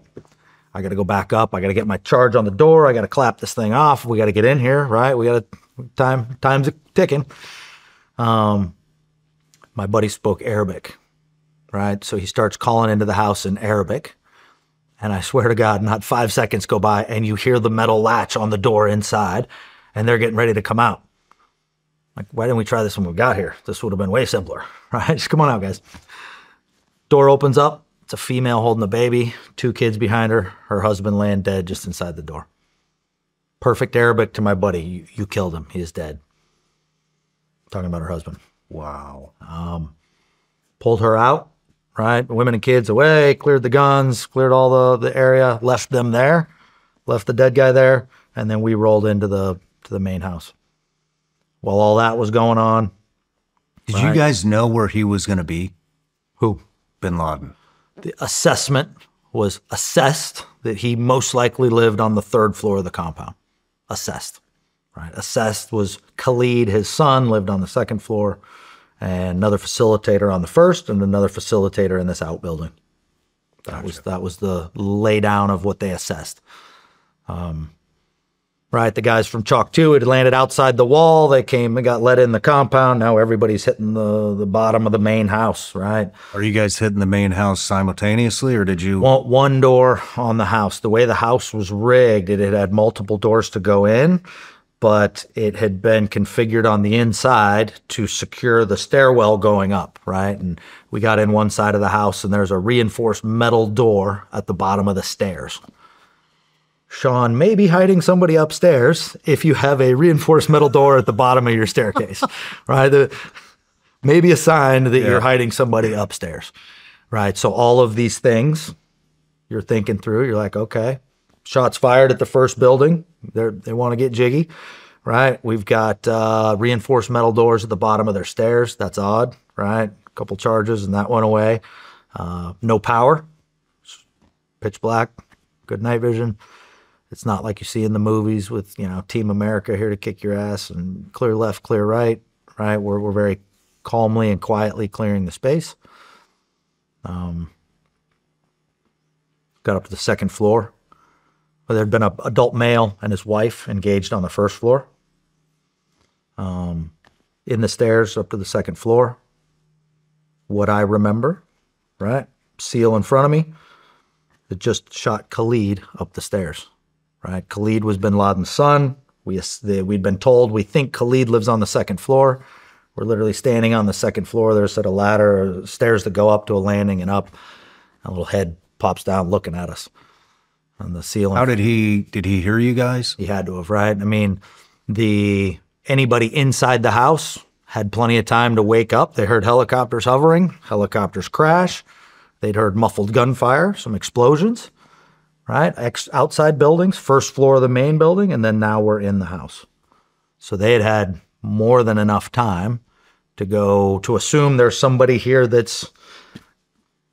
Is it true that somebody yelled to Khalid in Arabic, he came out and then was popped? Didn't yell, whispered. It's the sexiest move I ever saw in the SEAL teams. Whispered Khalid's name. You're on the second floor. You see a head peek down the wall, look down at us, try and see who's down there. Couldn't tell, right? It's pitch black. We're quiet. We're not, hey, it's America. None of that. And that same SEAL, right, sat right next to me in the helo crash, right? In front of me on the stairs, and he literally whispers Khalid's name. Khalid, Khalid. Khalid had heard gunfire, all this stuff.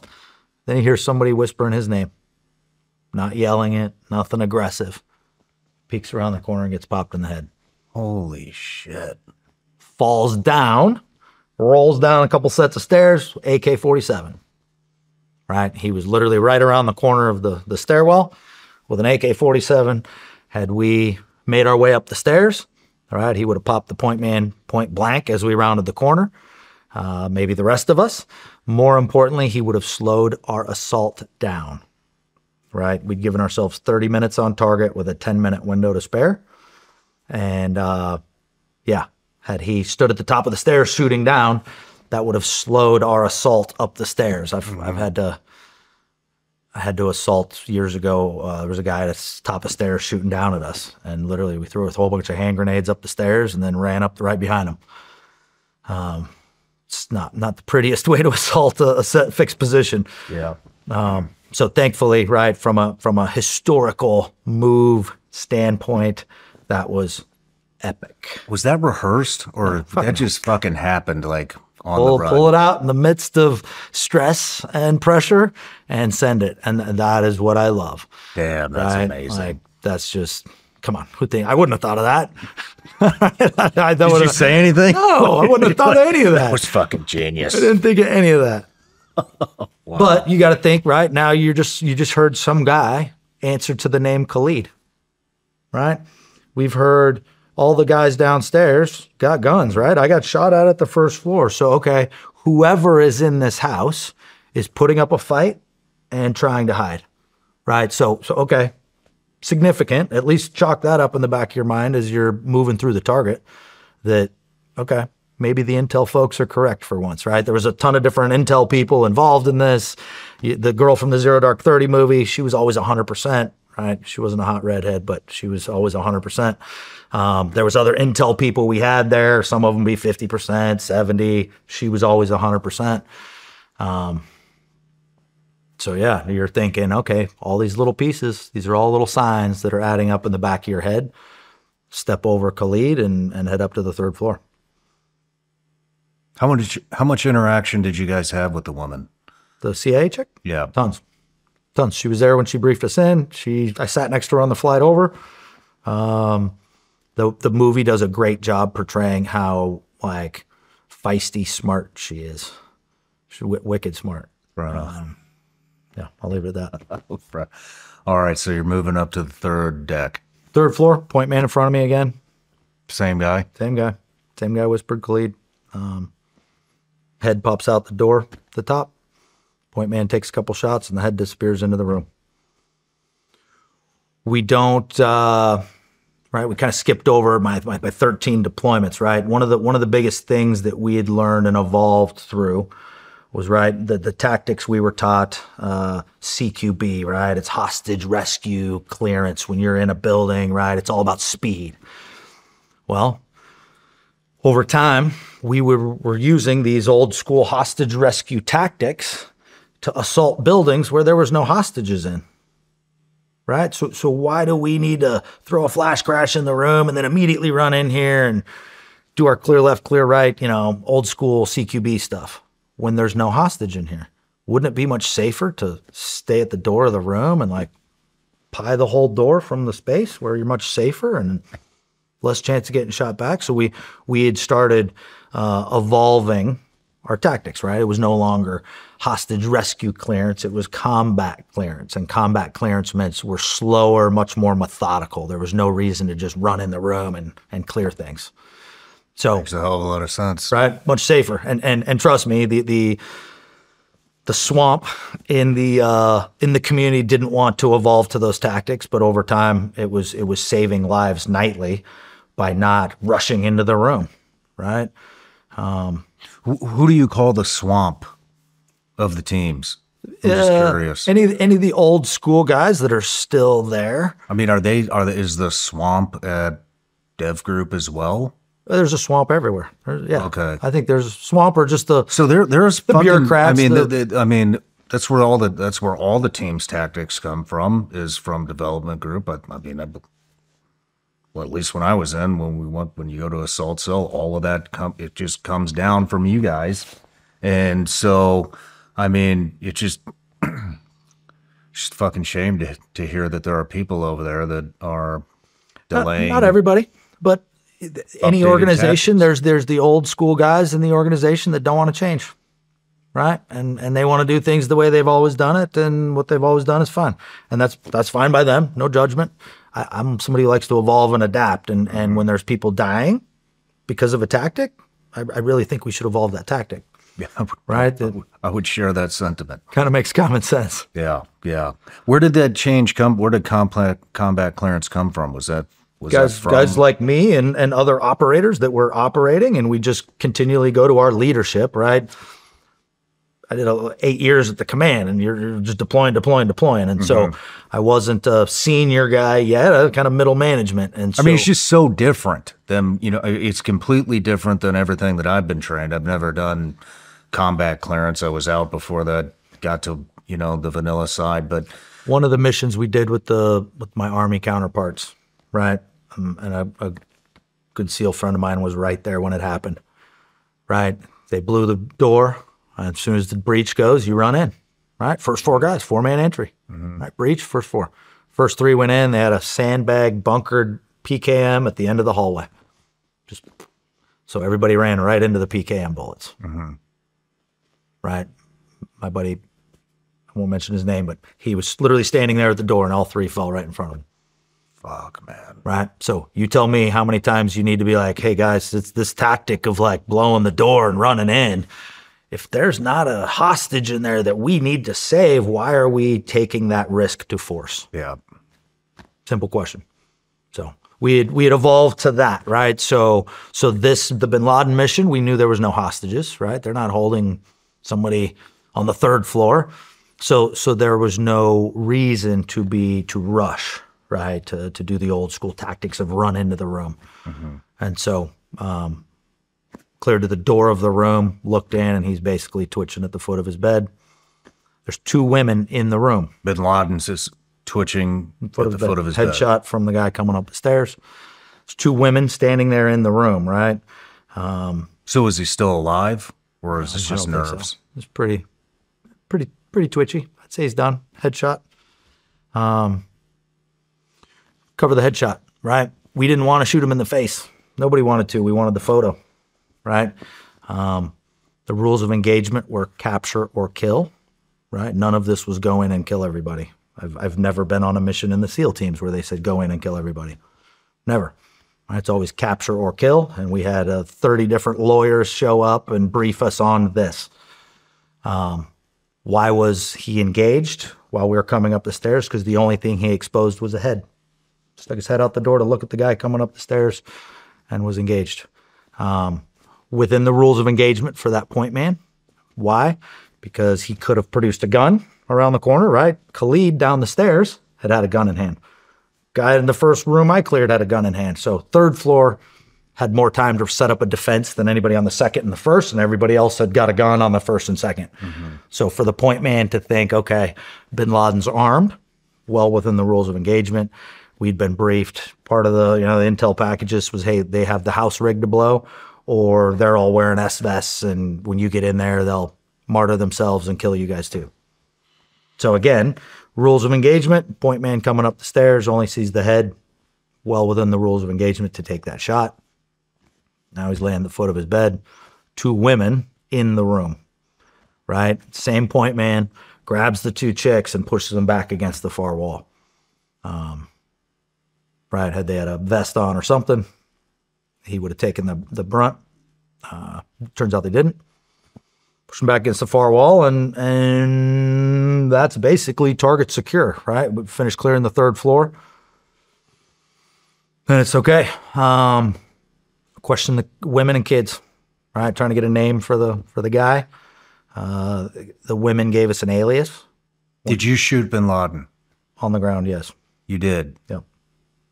How many times? Couple. Where at? The body. In the body? How did that feel? Don't fucking tell me like, just doing the job. Bullshit. You just fucking killed. You shot. I didn't kill bin Laden. I've never said I killed bin Laden. I'm correcting myself. You shot him as he was twitching at the fucking edge of his bed, and you didn't feel anything? I don't know what that counts for, but... Come on. You didn't feel anything. No sense of accomplishment, retribution. This guy fucking brought down the Twin Towers. We had a long way to get home still, right? I think everybody was still very focused on, okay, right? We've got 1 helo down, right? Let's think big picture here, where we are in this situation. Yeah, we got Knucklehead down, but... Did you know it was him? Man, looking at him, it looked like him. Right, the women gave us an alias. The kids confirmed it. We went back to the women. The women then confirmed it. We all carried photos of him, right? And all the photos we carried, his beard was gray and his had gray hair. I searched his bathroom on the shelf just above his sink just for men hair dye. Get the fuck out of here. Are you serious? He's been dyeing his beard. That's why his beard's pitch black in all the photos. Oh, shit. So, yeah, right. We got a helo down. We got a lot of stuff going on. We're very far from home, right? You got an 1.5 hour helo ride into a country that's got surface-to-air missiles, and they're way different than what's going on in Afghanistan. And so, okay, we got the clock's ticking, 30 minutes on target. So I started taking the photos. A buddy of mine was there. We literally, he had a Camelback. He took the hose of his Camelback and dripped water on his face. We took the sheets off his bed, washed all the blood off his face. I was the supply guy, so I bought everybody in the squadron digital cameras, right? Because we knew, right, if we had the body going out in our helicopter and then we got shot down on the way out, how do you have proof on your helicopter, right? So did multiple digital cameras, taking photos, DNA samples, different helos, and then they were like, all right, you guys bag him up. So we had the body, drug him down the stairs by his feet. Nice. Right? I can shut my eyes and I can remember the sound of his hollow skull bouncing down the stairs as we drug him down. Drug him over his son's dead body, down to the first floor, and shoved him in a body bag. Nice. At that point, right, officers getting on the horn saying, hey, confirmed, we've got him. They're our EOD guys. We had one EOD guy on the mission. He starts running around. Somebody gets on the radio, says, hey, prep it to blow. So our EOD guy starts running around the house, setting thermobaric charges in all these rooms. Like, what are you doing? He's like, well, they said prep it to blow. I'm like, the house? I'm pretty sure they're talking about the helicopter. He's like, what helicopter? I'm like, dude, what? You need to go look in the courtyard. We had crashed so quickly, there was no radio call between Chalk 1 and Chalk 2 that we'd gone in. The whole target gets complete. And then some of the people in Chalk 2 found out that we had crashed in the assault. They did not know. Are you Everything was happening so quickly that hadn't been communicated. So our EOD guy grabs his thermobaric charges, right, runs out to the helo, starts rigging that to blow.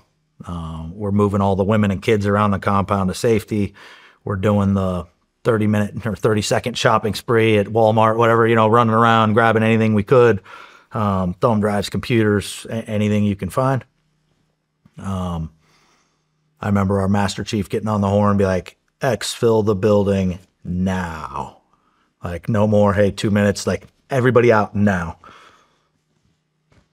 Wrapped everything up. I remember running out of the building. I'm carrying a whole bunch of stuff, and I look over, and it's the most uncomfortable, weird thing you've ever seen. These helicopter pilots that are never on the ground, and they've got these big, like, aviator helmets, these big, black, dark helmets. And there's, like, 2 pilots and 2 crew chief, and somebody had handed them suitcases of, like, intel. So they're a big helmet. They're looking around, no guns. They've got suitcases. I'm like, come on, guys, let's go. Pulled them out. We were down a helicopter, right? So leadership called 1 remaining. We had 2 backup CH-47s with backup SEALs and backup fuel. One of the CH-47s flew into the compound, right? Landed, picked up the other guys since we had the body. They sent my team out on the 1